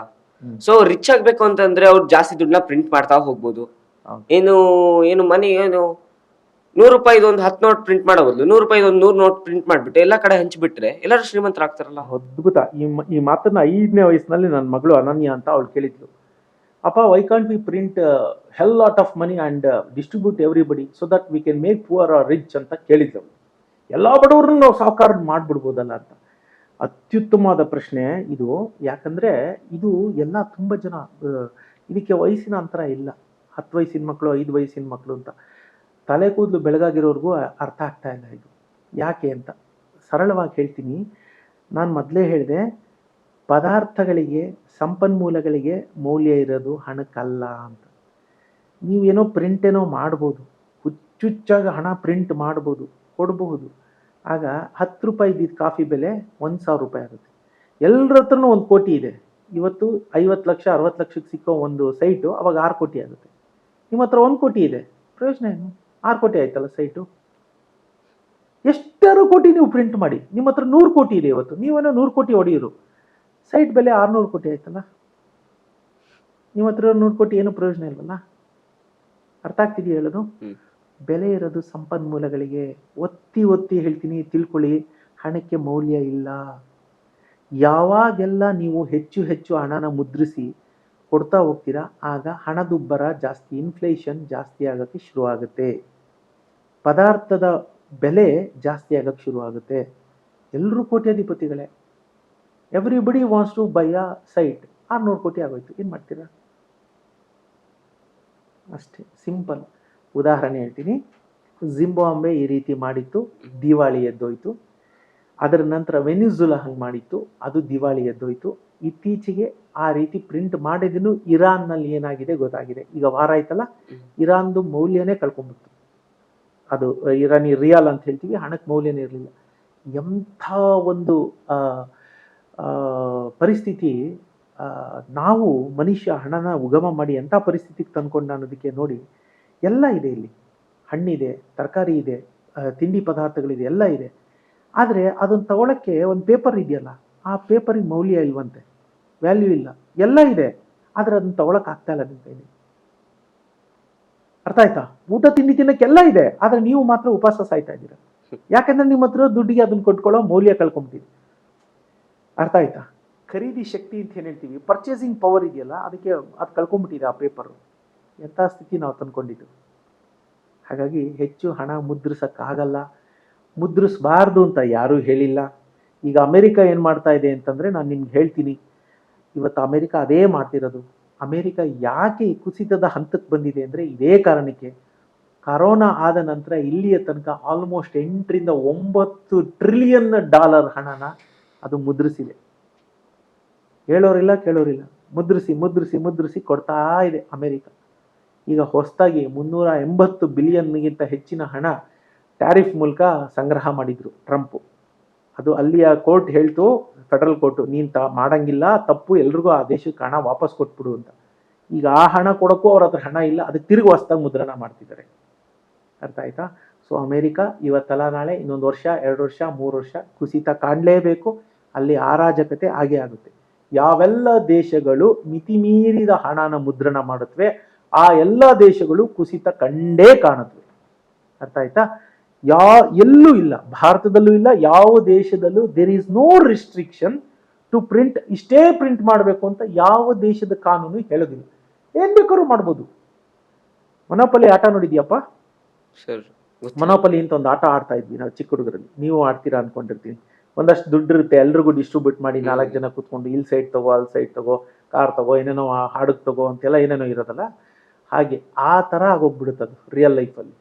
ಯಾವುದಕ್ಕೂ ಮೌಲ್ಯನೇ ಇರೋದಿಲ್ಲ. ಹಾಗಾಗಿ ಹೆಚ್ಚು ಹಣ ಮುದ್ರಿಸಕ್ಕೆ ಬರಲ್ಲ. There is no legal binding, ಇಷ್ಟು ಮುದ್ರಿಸ್ಬೇಕು, ಇಷ್ಟು ಮುದ್ರಿಸಬಾರ್ದು ಅಂತ.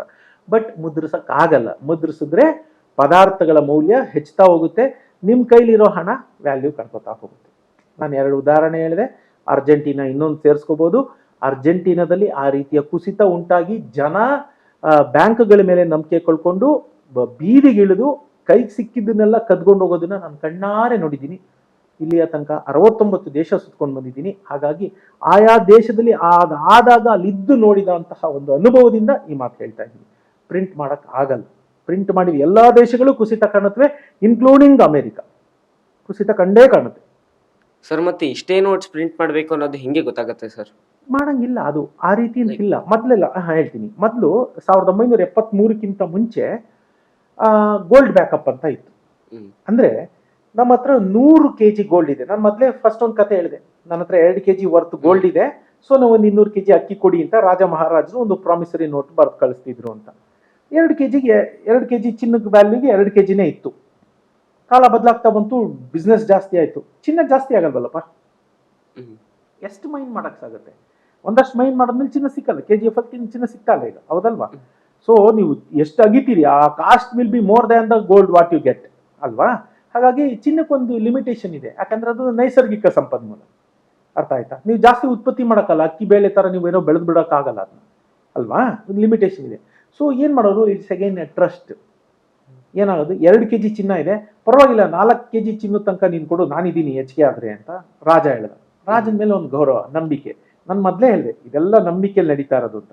ಸೊ ಅವ್ರು ಏನು ಮಾಡಿದ್ರು, ಇರೋದೇ 2 kg ಗೋಲ್ಡು 4 kg ಮೇಲೆ ಕೊಡೋಕೆ ಶುರು ಮಾಡಿದ್ರು. ಇನ್ನೂ ಜಾಸ್ತಿ ಆಯಿತು ಬಿಸ್ನೆಸ್. ಬರಿ ಮಾಡಬೇಡ, ಅವನು ಟ್ರ್ಯಾಕ್ ರೆಕಾರ್ಡ್ ಚೆನ್ನಾಗಿದೆ, ಅವನು ಟ್ರಸ್ಟೆಡ್ ಮನುಷ್ಯ, ಮೋಸ ಇಲ್ಲ, 6 kg ಕೊಡು. ಸೊ ಇರೋದೇ 2 kg ಚಿನ್ನ, 6 kg. ಸೊ ಇದನ್ನು ಇವಾಗ ರಿಲೇಟ್ ಮಾಡಿ ನೋಟ್ ಪ್ರಿಂಟ್ ಮಾಡೋದಕ್ಕೆ 200 kg ಚಿನ್ನ ಇದ್ದರೆ 1000 ರೂಪಾಯಿ ಮಾಡ್ಬೋದು, 100 kg ಚಿನ್ನ ಇದ್ದರೆ 1000 ರೂಪಾಯಿ ಪ್ರಿಂಟ್ ಮಾಡ್ಬೋದು ಅಂತ ಇಟ್ಕೊಳ್ಳಿ. ಅರ್ಥ ಆಯ್ತಾ? 100 ರೂಪಾಯಿ 10 ನೋಟ್ ಪ್ರಿಂಟ್ ಮಾಡ್ಬೋದು, ಅದೊಂದು ಕಾನೂನು. ಅರ್ಥ ಆಯ್ತಾ?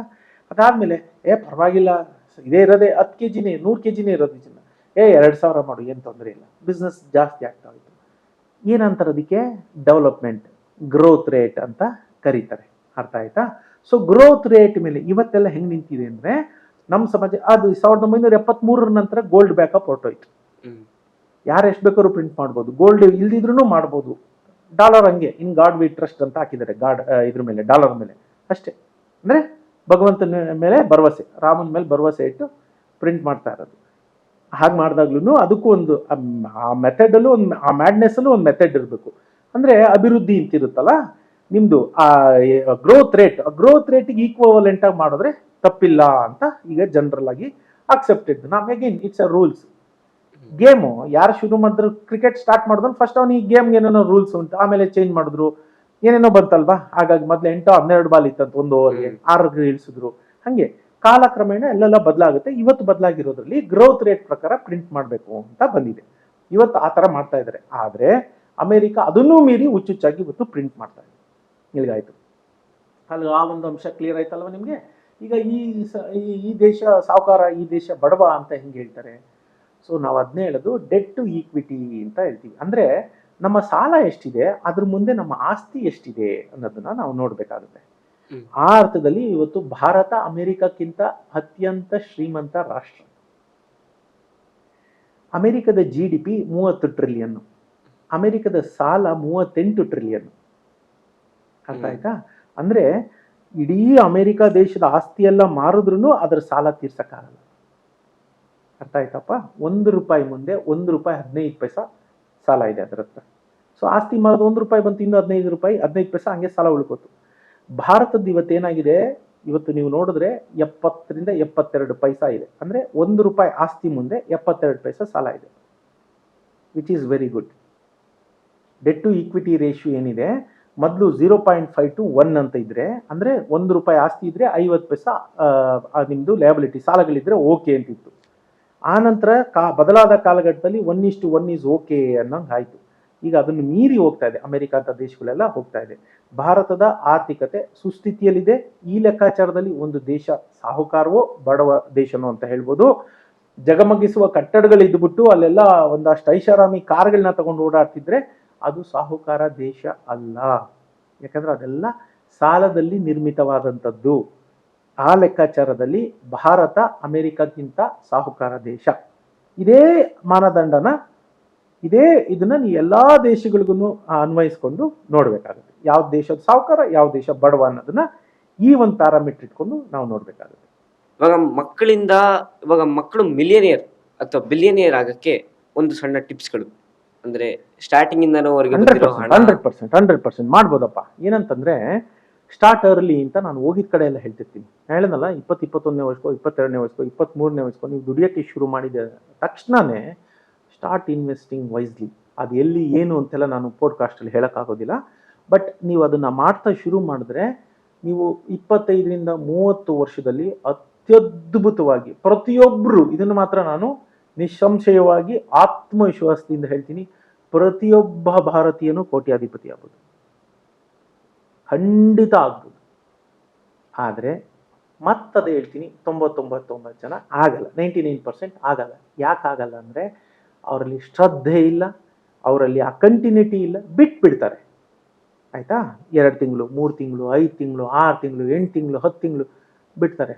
4 ವರ್ಷ, 5 ವರ್ಷ ಬಿಡ್ತಾರೆ. ಬಿಡೋ ಹಾಗಿಲ್ಲ. ನಾನು ಮತ್ತದೇ ಹೇಳ್ತೀನಿ, ನೀವು ಸ್ನಾನ ಮಾಡೋದು ಬಿಡೋದಿಲ್ಲ, ತಿಂಡಿ ತಿನ್ನೋದು ಬಿಡೋದಿಲ್ಲ, ಮಲಗೋದು ಬಿಡೋದು ಆಗಲ್ಲ. ಅದೆಲ್ಲ ಜೀವನದ ಹಾಗೆ ಅದೊಂದು ಲೈಫ್ ಸ್ಟೈಲ್. ಸೇವಿಂಗ್ ಆ್ಯಂಡ್ ಹೂಡಿಕೆ, investment, it's a life style. ಒಂದಿನ 2 ದಿನ ಮಾಡಿ ಬಿಡೋದಿಲ್ಲ. ಆರೋಗ್ಯಕರವಾದ ಆಹಾರ ಕ್ರಮ ಇದೆಯಲ್ಲ, ಡೇಟ್ ಅದೇನು ಒಂದು ವಾರ, ತಿಂಗಳು, 2 ತಿಂಗಳು ಮಾಡಿಬಿಟ್ಟು ನನ್ನ 5 kg ಕಡಿಮೆ ಆಯಿತು ಬಿಟ್ಬಿಡ್ತಾರೆ, ಮತ್ತೆ ಅದೇ ಥರ ಆಗ್ತಾರೆ. ಅದಲ್ಲ, it's a life style changes. ಹಾಗೆ ಯಾವಾಗ ನೀವು ಈ ರೀತಿ ಒಂದು ಲೈಫ್ ಸ್ಟೈಲ್ ಚೇಂಜಸ್ ಮಾಡ್ಕೋತೀರಿ, ನಾನು ಅದನ್ನೆಲ್ಲ ಕಡೆ ಹೇಳ್ತಿರ್ತೀನಿ, ಮನಸ್ಥಿತಿ ಬದಲಾಗದೆ ಪರಿಸ್ಥಿತಿ ಬದಲಾಗಲ್ಲ ಅಂತ. ಎಲ್ಲೋದ್ರೂ ನಾನು ಅದನ್ನೇ ಹೇಳ್ತೀನಿ. ಜನ ಸುಮ್ಮನೆ ಕೇಳಿಸ್ಕೋತಾರೆ, ಸುಮ್ಮನೆ ಆಗ್ತಾರೆ. ಮಕ್ಕಳ ನೀವು ಅಷ್ಟೇ, ಇದನ್ನ ಸುಮ್ಮನೆ ಕೇಳಿಸ್ಕೊಂಡ್ರೆ ಅರ್ಧ ಮುಕ್ಕಾಲು ಗಂಟೆ ನಿಮ್ದು ವೇಸ್ಟ್ ಆಯ್ತು ಅಷ್ಟೇ. Unless and until you adapt it whatever I am saying ನಾವು, ಪ್ರಯೋಜನ ಇಲ್ಲ. ಅದು ಮತ್ತಿನ್ನೊಂದ್ಸರಿ ಕೇಳಿಸ್ಕೋತೀರಾ? ನಾನು ಹೇಳ್ತೀನಿ, ಒಂದು 10 ರಿಂದ 15 ಗಂಟೆ ಅನ್ನೋಷ್ಟರಲ್ಲಿ ನಾನು ಹೇಳಿದ 90 ಭಾಗ ನಿಮ್ಮ ಮೈಂಡಿಂದ ಎರೇಸ್ ಆಗಿರುತ್ತೆ. ಇದು ನಾನು ಹೇಳೋದಲ್ಲ, ಸೈಂಟಿಫಿಕಲಿ ಪ್ರೂವ್ಡ್.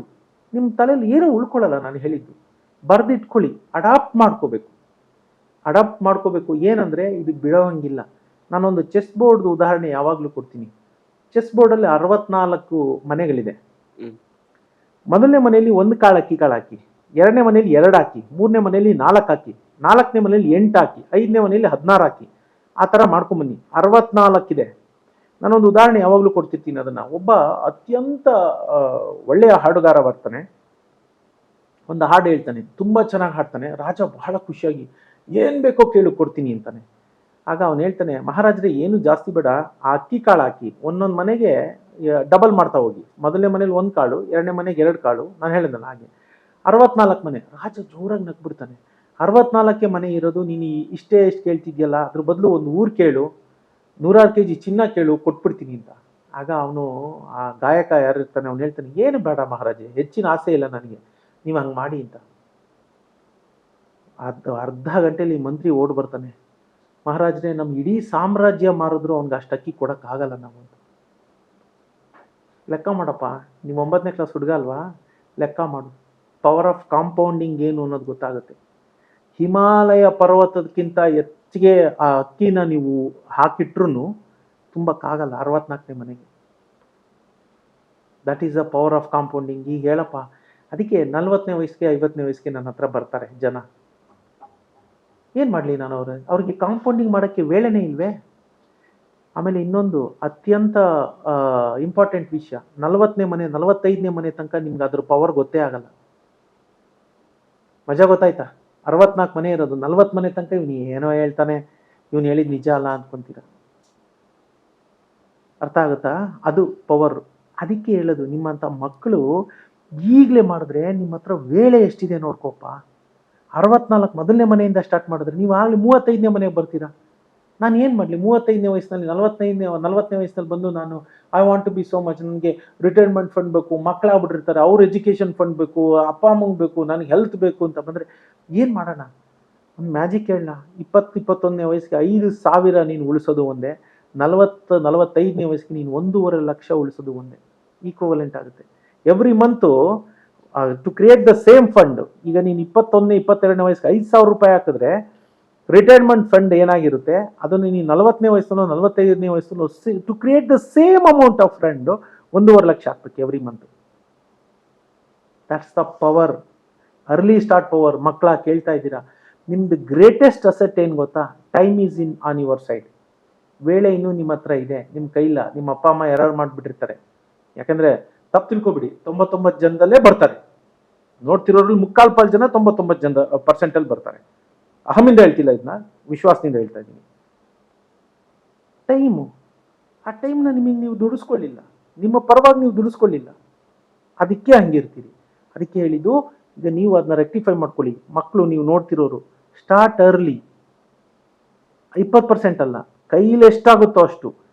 ಚದುರಂಗದ ಮನೆದ 64 ಮನೆ ಇದೆಯಲ್ಲ, ಒಂದ್ಸರಿ ಸುಮ್ಮನೆ ನಂಬರ್ ಮಾಡಿ ನೋಡಿ. ನೀವು ಕೂತ್ಕೊಂಡು ಮಾಡಬೇಕು. ನಾನು ಹೇಳಿದ್ನಲ್ಲ, ಸುಮ್ಮನೆ ನಾನು ಹೇಳಿದ್ದನ್ನು ಕೇಳ್ಕೊಂಡು ಹೋದ್ರೆ ನಿಮ್ಗೆ ಯಾವ ಪ್ರಯೋಜನವೂ ಇಲ್ಲ. ಏನೋ ಹೇಳ್ತಾನ ಅವನು ಅಷ್ಟೇ. ಇನ್ನೊಂದು ಪಾಡ್ಕಾಸ್ಟ್ ಹೋಗ್ತೀರಾ, ಇನ್ನೊಬ್ರು ನೋಡ್ತೀರಾ, ಇನ್ನೊಂದು ಪಾಡ್ಕಾಸ್ಟ್ ನೋಡ್ತೀರಾ, ಇನ್ನೊಂದು ನೋಡ್ತೀರಾ. 100 ನೀವು ಪರ್ಸನಾಲಿಟಿ ಡೆವಲಪ್ಮೆಂಟ್ ಪುಸ್ತಕಗಳನ್ನ ಓದಿ 500 ಪಾಡ್ಕಾಸ್ಟ್ ಕೇಳಿ ಪ್ರಯೋಜನ ಬರಲ್ಲ. ಅನ್ಲೆಸ್ ಅಂಡ್ ಅಂಟಿಲ್ ಅಡಾಪ್ಟ್ ಮಾಡ್ಕೊಂಡಿಲ್ಲ. ಯಾವ ಒಂದು ಸಾಕು. ಬದುಕು ಬದಲಾಯಿಸೋಕ್ಕೆ ಒಂದೇ ಒಂದು ಲೈನ್ ಸಾಕು, ಒಂದು ವಾಕ್ಯ ಸಾಕು. ಯಾವಾಗ ಅಂದರೆ ಅದು ನಿಮ್ಮ ಮನಸ್ಸಿಗೆ ಇಳಿಬೇಕು, ಅದನ್ನು ನೀವು ಅಡಾಪ್ಟ್ ಮಾಡ್ಕೋಬೇಕು. ಇಲ್ಲಾಂದರೆ ಇಟ್ಸ್ ಜಸ್ಟ್ ಟೈಮ್ ಪಾಸ್. ನಮ್ಮ ತಾತ ಅಜ್ಜಿ ಏನು ಮಾಡಿದ್ರು, ನಮ್ಮಪ್ಪ ಅಮ್ಮ ಏನು ಮಾಡಿದ್ರು, ನೀವು ಅದೇ ಮಾಡ್ತೀರ. ಸಾರಿ, ಕಠಿಣ ಅನಿಸ್ಬೋದು ನಾನು ಹೇಳೋದು, ಆದರೆ ಸತ್ಯ ಹೇಳ್ತಾ ಇದ್ದೀನಿ.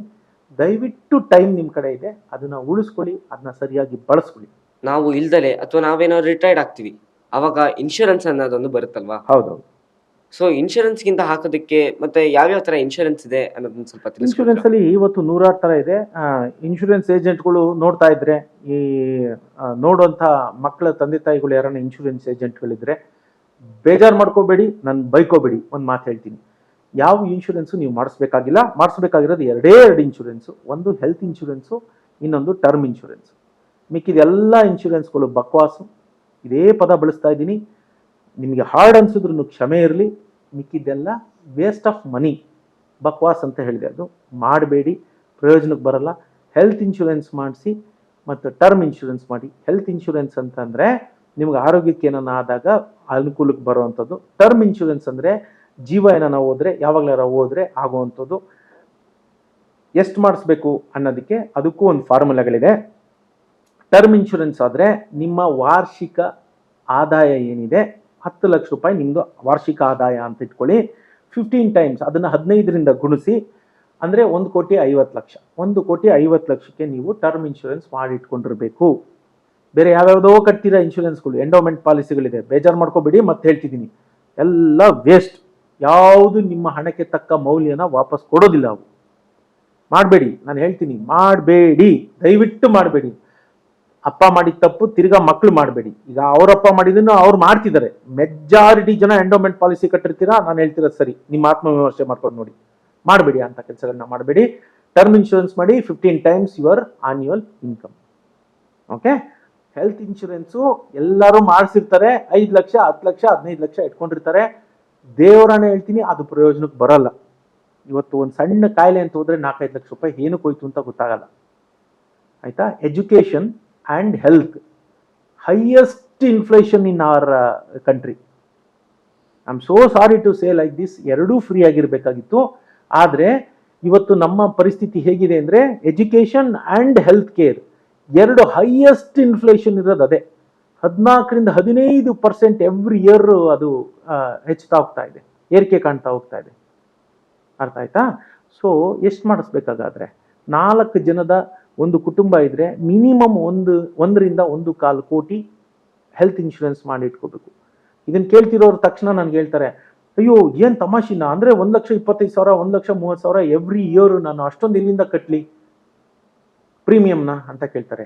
ಅದಕ್ಕೂ ಒಂದು ಹ್ಯಾಕ್ ಇದೆ. ಏನಂದರೆ, ಇದನ್ನು ತಿರ್ಗಾ ನಿಮ್ಮ ಹೆಲ್ತ್ ಇನ್ಶೂರೆನ್ಸ್ಗಳು ಏಜೆಂಟ್ಗಳು ಹೇಳಲ್ಲ ಅವರು, ಯಾಕಂದರೆ ಅವ್ರಿಗೆ ಕಮಿಷನ್ ಬೇಕಲ್ಲ. ಸೊ ನೀವೇನು ಮಾಡಬೇಕು ಅಂದರೆ, ಫಸ್ಟ್ 10 ಲ್ಯಾಕ್ಸಿಗೆ ತೊಗೊಳ್ಳಿ, ಆಯಿತಾ? ಎರಡನೇದು ಇನ್ನೊಂದು ತೊಗೊಳ್ಳಿ ಪಾಲಿಸಿ, ಅದನ್ನು ಟ್ಯಾಪಪ್ ಅಂತಾರೆ. ಆಮೇಲೆ ನೀವು ಹೋಗಿ ಅವ್ರಿಗೆ ಹೇಳಬೇಕು, ಮೊದಲು 10 ಲ್ಯಾಕ್ಸು ನಾನು ಕ್ಲೈಮ್ ಮಾಡೋದಿಲ್ಲ, ನನಗೆ ಇನ್ನೊಂದು 90 ಲಕ್ಷಕ್ಕೆ ಕೊಡಿ ಅಂತ. ಆ 90 ಲಕ್ಷಕ್ಕೆ ನಿಮಗೆ 9,000 10,000 ಪ್ರೀಮಿಯಂ ಇರುತ್ತೆ ಅಷ್ಟೇ. ಅದೇ ಮೊದಲನೇ 10 ಲಕ್ಷಕ್ಕೆ 22,000 ಇರುತ್ತೆ. ಎರಡು ಸೇರಿ ಒಂದು 22ರಿಂದ 32,000 ರೂಪಾಯಿ ನಿಮ್ಮದು 1/4 ಕೋಟಿ, 1 ಕೋಟಿಯಿಂದ 1/4 ಕೋಟಿ ತನಕ ಸಿಗುತ್ತೆ. ಅದೇ ನೀವು ನಾರ್ಮಲ್ ಆಗಿ ಹೋಗಿ ಫಸ್ಟೇ 1/4 ಕೋಟಿ ಮಾಡಿಸಿದ್ರೆ 1/4 ಲಕ್ಷ ಕಟ್ಟಬೇಕಾಗುತ್ತೆ ಪ್ರೀಮಿಯಂ. ಅರ್ಥ ಆಯ್ತಾ? ಈ ಹ್ಯಾಕಿಂದ ನೀವೇನು ಮಾಡ್ಬೋದು ಹೇಳಿ, ನಿಮಗೆ ಪ್ರತಿ ಒಬ್ಬರು ಇದನ್ನು ಯೂಸ್ ಮಾಡಿಕೊಂಡ್ರೆ ವಾರ್ಷಿಕ 75,000ರಿಂದ 80,000 ಉಳಿತು ನಿಮಗೆ. ಈ ಪಾಡ್ಕಾಸ್ಟ್ ಕರೆಕ್ಟಾಗಿ ಕೇಳಿ ನೀವು ಅದನ್ನು ಇಂಪ್ಲಿಮೆಂಟ್ ಮಾಡಿದ್ರೆ 75,000 ರೂಪಾಯಿ ಉಳಿತು ನೋಡಪ್ಪ. ಟಿಪ್ಸ್ ಕೊಟ್ಟಿದ್ದೀನಿ ಅದನ್ನು ನೋಡೋದ್ರಿಗೆ. ನಿಮ್ಮ ಅಪ್ಪ ಅಮ್ಮಂಗೂ ಹೋಗಿ ಹೇಳು ಈ ಥರ ಮಾಡು ಅಂತಾರೆ ಸರ್. ಸೊ ಇಷ್ಟೇ ನಾನು ಹೇಳೋದು, ಬೇರೆ ಯಾವುದು ಮಾಡಬೇಡಿ. ಎಂಡೋಮೆಂಟ್ ಪಾಲಿಸಿಗಳು ವೇಸ್ಟ್. ನಿಮಗೆ ಅವು ಹಣ ನಿಮಗೆ ವಾಪಸ್ ಮೌಲ್ಯ ಕೊಡೋದಿಲ್ಲ. ಮಾಡಿದ್ದವರು ಎಷ್ಟು ವರ್ಷ, 20 ವರ್ಷದ ಮಾಡಿರ್ತೀರಾ, 10 ವರ್ಷದ ಮಾಡಿರ್ತೀರಾ, ನಗು ಬರುತ್ತೆ. 20 ವರ್ಷ ಬಿಟ್ಟು 10 ಲಕ್ಷ ಬರುತ್ತಂತೆ. 10 ಲಕ್ಷಕ್ಕೆ ಏನಿರುತ್ತೆ ಅದ್ರ ವ್ಯಾಲ್ಯೂ? ನೀವು ಮಾತ್ರ ತಿಂಗಳು ಅಷ್ಟಿಷ್ಟು ಕಟ್ಕೊಂಡು ಹೋಗ್ತೀರಾ. ಸೊ ಯಾರಾದರೂ ಆಯಿತು, ಏನು ಮಾಡಬೇಕು ಅಂತ ಪ್ರಶ್ನೆ ಕೇಳೋದಿದ್ರೆ ಅವ್ರುಗಳಿಗೆ ಹೇಳ್ಬಿಡ್ತೀನಿ. ಅದನ್ನೇ ನಾನೇ ಇವಾಗಲೇ ಎಷ್ಟು ದಾರಿ ನಡೆದು ಬಂದಿದ್ದೀರಿ ಅನ್ನೋದ್ರ ಮೇಲೆ 6 ವರ್ಷ 7 ವರ್ಷ ಕೊಟ್ಟಿದ್ರೆ ನಿಲ್ಲಿಸ್ಬಿಟ್ಟು ಬೇರೆ ಕಡೆ ಹಣ ಹೂಡಿಕೆ ಮಾಡಿ. ಆಗಲೇ 10-12 ವರ್ಷ ಆಯಿತು, 15 ವರ್ಷ ಆಯಿತು, 18 ವರ್ಷ ಆಗೋಗಿದೆ. ಇನ್ನು ಇವಾಗ ನಿಲ್ಲಿಸಿ ಏನು ಪ್ರಯೋಜನ ಇಲ್ಲ. ಕಂಟಿನ್ಯೂ ಮಾಡಿ ಅಷ್ಟೇ. ಕ್ಲಿಯರಾ? ಹಾಂ ಸರ್. ಇವಾಗ ಶ್ರೀಮಂತ ವ್ಯಕ್ತಿಗಳು, ವಾರೆನ್ ಬಫೆಟ್ ಆಗಿರ್ಬೋದು, ಮುಖೇಶ್ ಅಂಬಾನಿ ಆಗಿರ್ಬೋದು, ರಾಕೇಶ್ ಜುಂಜುನ್ವಾಲಾ ಆಗಿರ್ಬೋದು, ಅವರಿಂದ ನಮ್ಮ ಈ ಇಂಡಿಯನ್ ಅಥವಾ ಬೇರೆ ಕಂಟ್ರಿಗಳು ಯಾವ್ದಾದ್ರು ಸಾಮಾನ್ಯ ಕುಟುಂಬಗಳು ಒಂದೆರಡು ಟಿಪ್ಸ್ ಅಥವಾ ಅವ್ರೇನು ಅವ್ರ ಲೈಫಲ್ಲಿ ಅವ್ರು ಹೆಂಗ್ ಸಕ್ಸಸ್ ಕಾಣಿದ್ರು, ನೀವೇ ಇವರು ಇದೇ ತರ ಸ್ಟೇಬಲ್ ಆಗಿರ್ಬೇಕು ಅಂದ್ರೆ ಆ ಥರದ್ದು ಯಾವ್ದು ನೋಡಪ್ಪ, ನಾನು ಯಾವಾಗ್ಲೂ ಹೇಳ್ತೀನಿ, ನಾವು ಯಾರನ್ನು ಕೂಡ ನಾವು ರೋಲ್ ಮಾಡಲ್ ಅಂತ ನೋಡೋ ಅವಶ್ಯಕತೆನೇ ಇಲ್ಲ. ತಿರ್ಗಾ ಕೊಬ್ಬಲ್ಲಿ ಹೇಳ್ತಿಲ್ಲ, ಅಹಮಿಂದ ಹೇಳ್ತಿಲ್ಲ, ಮಾತನ್ನ ವಿಶ್ವಾಸದಿಂದ ಹೇಳ್ತಿದ್ದೀನಿ. ನೀವು ಯಾರನ್ನು ರೋಲ್ ಮಾಡಲ್ಲ ಅಂತ ತಿಳ್ಕೊಳ್ಳೋ ಅವಶ್ಯಕತೆ ಇಲ್ಲ. ಆದ್ರೆ ಎಲ್ರಿಂದನೂ ನೀವು ಕಲಿಯಬೇಕಾದ ಒಂದೇ ಒಂದು ಅಂಶ ಹೇಳ್ತೀನಿ, ಕಾಮನ್ ಫ್ಯಾಕ್ಟರ್. ನೀವು ಯಾರ್ಯಾರ್ದೋ 4-5 ಜನದ ಹೆಸರು ಹೇಳ್ರಿ, ವಾರನ್ ಬಫೆಟ್ ಇರ್ಬೋದು, ಅಂಬಾನಿ ಇರ್ಬೋದು, ಜುಂಜುನ್ವಾಲಾ ಇರ್ಬೋದು, ಯಾರೇ ಒಂದು ಡಿಸಿಪ್ಲಿನ್ ಡಿಸಿಪ್ಲಿನ್ ಡಿಸಿಪ್ಲಿನ್. ನೀವೇನಾದ್ರೂ ಕಲಿಬೇಕು ಅಂತಿದ್ರೆ ಅದನ್ನ ಕಲೀರಿ. ಅವನ ಥರ ದುಡ್ಡು ಮಾಡಬೇಕು, ಅವನ ಥರ ನಾನು ಬದುಕಬೇಕು, ಅವೆಲ್ಲ ಬೇಕಿಲ್ಲ. ನೀವೇ ಅವ್ರನ್ನು ಮೀರಿ ಬೆಳೆಯಬಹುದಾದ ಶಕ್ತಿ ನಿಮ್ಗಿದೆ. ನೀವು ಯಾರನ್ನೋ ಇಮ್ಯಾಜಿನೇಷನ್ ಮಾಡ್ಕೊಂಡ್ಬಿಟ್ಟು ನಾವು ಅವನಂಗಾಗಬೇಕು ಅಂದ್ರೆ ಅದು ಒಂದು ಬಾರ್ ಸೆಟ್ ಆಯ್ತು, ಗೋಲ್ ಸೆಟ್ ಆಯ್ತು. ನಾನು ನಿಮ್ಗೆ ಹೇಳ್ತೀನಿ, ಮತ್ತೆ ವಿಶ್ವಾಸದಿಂದ ಹೇಳ್ತಿರೋದು ಇದು, ಗೋಲ್ ಸೆಟ್ ಮಾಡಬೇಡಿ, ಬಾರ್ ಸೆಟ್ ಮಾಡಬೇಡಿ. ಯಾಕಂದ್ರೆ ನೀವು ಅದಕ್ಕೆ 60-70 ಕೆಳಗಡೆನೆ ಬದುಕ್ತೀರ. ಫ್ರೀಯಾಗಿ ಹೋಗಿ, ಡಿಸಿಪ್ಲಿನ್ ಡಿಸಿಪ್ಲಿನ್ ಡಿಸಿಪ್ಲಿನ್, ಫ್ರೀಯಾಗಿ ಹೋಗಿ. ಇವ್ರನ್ನು ಮೀರಿಸಿ ಬೆಳೆಯೋದು ಗೊತ್ತು. You have a chance. Why are you restricting yourself to ಯಾರೋ ಒಂದು 4 ಜನದ ಹೆಸರು ಹೇಳ್ಕೊಂಡು? ಮತ್ತೆ ಹೇಳ್ತೀನಿ, ವಿಶ್ವಾಸದಿಂದ ಯಾರನ್ನು ರೋಲ್ ಮಾಡಲಕ್ಕೆ ತಗೊಂಡು ಇಷ್ಟು ಅಂತ ಇಟ್ಕೋಬೇಡಿ, ನೀವು ರಿಸ್ಟ್ರಿಕ್ಟ್ ಆಗ್ತೀರಾ. ಆದ್ರೆ ಎಲ್ರಿಂದನೂ ಒಂದು ಅಂಶ ಕಲೀರಿ, ಡಿಸಿಪ್ಲಿನ್. ಎಲ್ರನ್ನೂ ಮೀರಿಸಿ ಬೆಳೆಯೋ ಸಾಧ್ಯತೆಗಳಿದೆಯಾ? ಖಂಡಿತ ಇದೆ. ಸರ್, ಕೊನೆಯದಾಗಿ ಮಕ್ಕಳಿಗೆ ಪೇರೆಂಟ್ಸ್ ಕಳಿಸ್ಬೇಕಾಗಿರೋಂಥ ಒಂದು ಫೈನಾನ್ಷಿಯಲ್ ಎಜುಕೇಶನ್ ಯಾವುದು? ಫಸ್ಟು ಮಕ್ಕಳ ಜೊತೆ ಕೂತು ಮಾತಾಡೋದು. 99 ಜನ ಪೇರೆಂಟ್ಸ್ ಏನ್ ಮಾಡ್ತಾರೆ ಗೊತ್ತಾ? ಅಯ್ಯೋ ಪಾಪ ಅವನಿಗೆ ಏನ್ ತಿಳಿಯುತ್ತೆ, ಮೊದಲನೇದು. ಎರಡನೇದು, ಅಯ್ಯೋ ಜೀವನ ಪೂರ್ತಿ ಹಣಕಾಸಿಂದು ಹೊಡೆದಾಟ ತಾಪತ್ರೆಯ ಇದ್ದಿದ್ದೆ, ಇವಾಗ್ಲಾರೋ ಅವನು ಆರಾಮಾಗಿರ್ಲಿ ಅಂತ ಅನ್ನೋದು. ಎರಡೂ ತಪ್ಪು. ನಾನು ಮೊದಲೇ ಹೇಳಿದೆ, ಕೂತ್ಕೊಂಡು ಅವ್ರ ಜೊತೆ ಮಾತಾಡಬೇಕು. ಹಣಕಾಸಿನ ವಿಚಾರ ಅವನಿಗೇನು ಗೊತ್ತಾಗುತ್ತೆ ಅನ್ನೋದು ನಿಮಗೇನು ಗೊತ್ತಾಗಬೇಕಾಗಿಲ್ಲ. ಅವನಿಗೇನು ಗೊತ್ತಾಗಲ್ಲ ಅನ್ನೋದು ಅವನ ವಿಚಾರ. ನೀವೇನ್ ಮಾಡಬೇಕು ಅಂದ್ರೆ ಕರೆದ ಅವನ ಹತ್ರ ಮಾತಾಡಬೇಕು, ರಿಸ್ಟ್ರಿಕ್ಟ್ ಮಾಡಬಾರ್ದು. ನೋಡು, ನಂದು ಹಿಂಗಿದೆ ಹಣಕಾಸು ಪರಿಸ್ಥಿತಿ, ಹೀಗೆ ಮಾಡಿದ್ದೀನಿ, ಇಷ್ಟು ಆದಾಯ ಇದೆ, ಇಷ್ಟು ವ್ಯಯ ಇದೆ, ಕೂಡಿಸ್ಕೊಂಡು ಹೇಳಿದ್ರೆ ತಿಳುವಳಿಕೆಗೆ ಬಾರದಂತಹ ಮಕ್ಕಳೇನು ಇವತ್ತಿನ ಮಕ್ಕಳಲ್ಲ. ಅವ್ರಿಗೆ ನೀವು ಎಜುಕೇಟ್ ಮಾಡಿ. ಪ್ರಪ್ರಥಮವಾಗಿ ನಮ್ಮ ಒಂದು ಭಾರತೀಯ ಸಮಾಜದಲ್ಲಿ ಆಗ್ತಿರೋವಂಥದ್ದು ಇವತ್ತಿಗೂ, I am very sorry to say this, ಏನಂದ್ರೆ ಇವತ್ತಿಗೂ ಪುರುಷ ಪ್ರಧಾನ ಸಮಾಜ.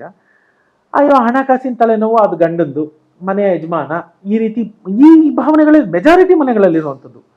ಹಾಗಾಗಿ ಹೆಂಗಸರಿಗೆ ಕೂಡ ಆದಾಯ ಎಷ್ಟು, ಖರ್ಚು ಎಷ್ಟಾಗ್ತಿದಿಲ್ಲ, ಅವ್ರ ಡಿಮಾಂಡ್ ಅವ್ರು ಮಾಡ್ತಾನೆ ಇರ್ತಾರೆ. ಇದು ತಪ್ಪು. ಕೇವಲ ಮಕ್ಕಳ ಜೊತೆ ಅಂತಲ್ಲ, ಇಡೀ ಕುಟುಂಬ ಕುಳಿತು ನಮ್ಮ ಆದಾಯ ಏನು, ಕುಟುಂಬದ ಆದಾಯ ಏನು, ಕುಟುಂಬದ ವ್ಯಯ ಏನು, ಹಿಂಗೆ ಆದ್ರೆ ಮುಂದಿನ 10 ವರ್ಷದಲ್ಲಿ ಆಗುವ ಬದಲಾವಣೆಗಳಿಗೆ ನಾವು ಹೇಗೆ ಸಿದ್ಧರಾಗಿಲ್ಲ ಅಂದ್ರೆ ನಾವು ಹೇಗೆ ನಶಿಸಿ ಹೋಗ್ತೀವಿ, ಇವುಗಳ ಬಗ್ಗೆ ಮಾತಾಡಬೇಕು.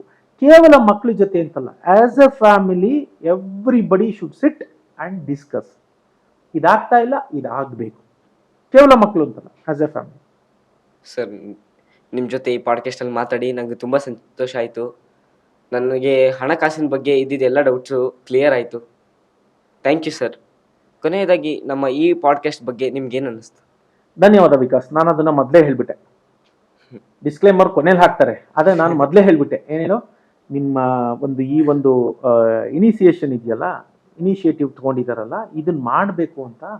ಅದಕ್ಕೆ ನಿಮ್ಮ ಆಡಳಿತ ಮಂಡಳಿಗೆ ಮತ್ತೆ ಈ ಐಡಿಯಾನ ಕನ್ಸೀವ್ ಮಾಡಿದವ್ರು ಯಾರೇ ಇರ್ಬೋದು, ನನಗೆ ಗೊತ್ತಿಲ್ಲ, ಅವ್ರಿಗೆ, ನಿನಗೆ, ನಿಮ್ಮ ಪೇರೆಂಟ್ಸ್ಗೆ, ನಿನ್ನ ಎಲ್ಲ ಶಾಲೆಯ ನಿನ್ನ ಸಹಪಾಠಿಗಳಿಗೆ ಎಲ್ರಿಗೂ ಅಭಿನಂದನೆಗಳು. ಇದು ಖುಷಿ ವಿಚಾರ, ಆಯ್ತಾ? ಖುಷಿ ವಿಚಾರ. ಯಾಕೆ ಅಂತಂದ್ರೆ ಎಸ್ಪೆಷಲಿ ಹಣಕಾಸಿಂದು. ಮತ್ತೆ ಹೇಳ್ತೀನಿ, ನಿಮಗೆ ವಿಜ್ಞಾನ ಕಲಿಸ್ತಾರೆ, ತಂತ್ರಜ್ಞಾನ ಕಲಿಸ್ತಾರೆ, ಎಲ್ಲ ಕಲಿಸ್ತಾರೆ. ಹಣಕಾಸಿನ ಬಗ್ಗೆ ನಾವು ಮಾತಾಡೋದಿಲ್ಲ.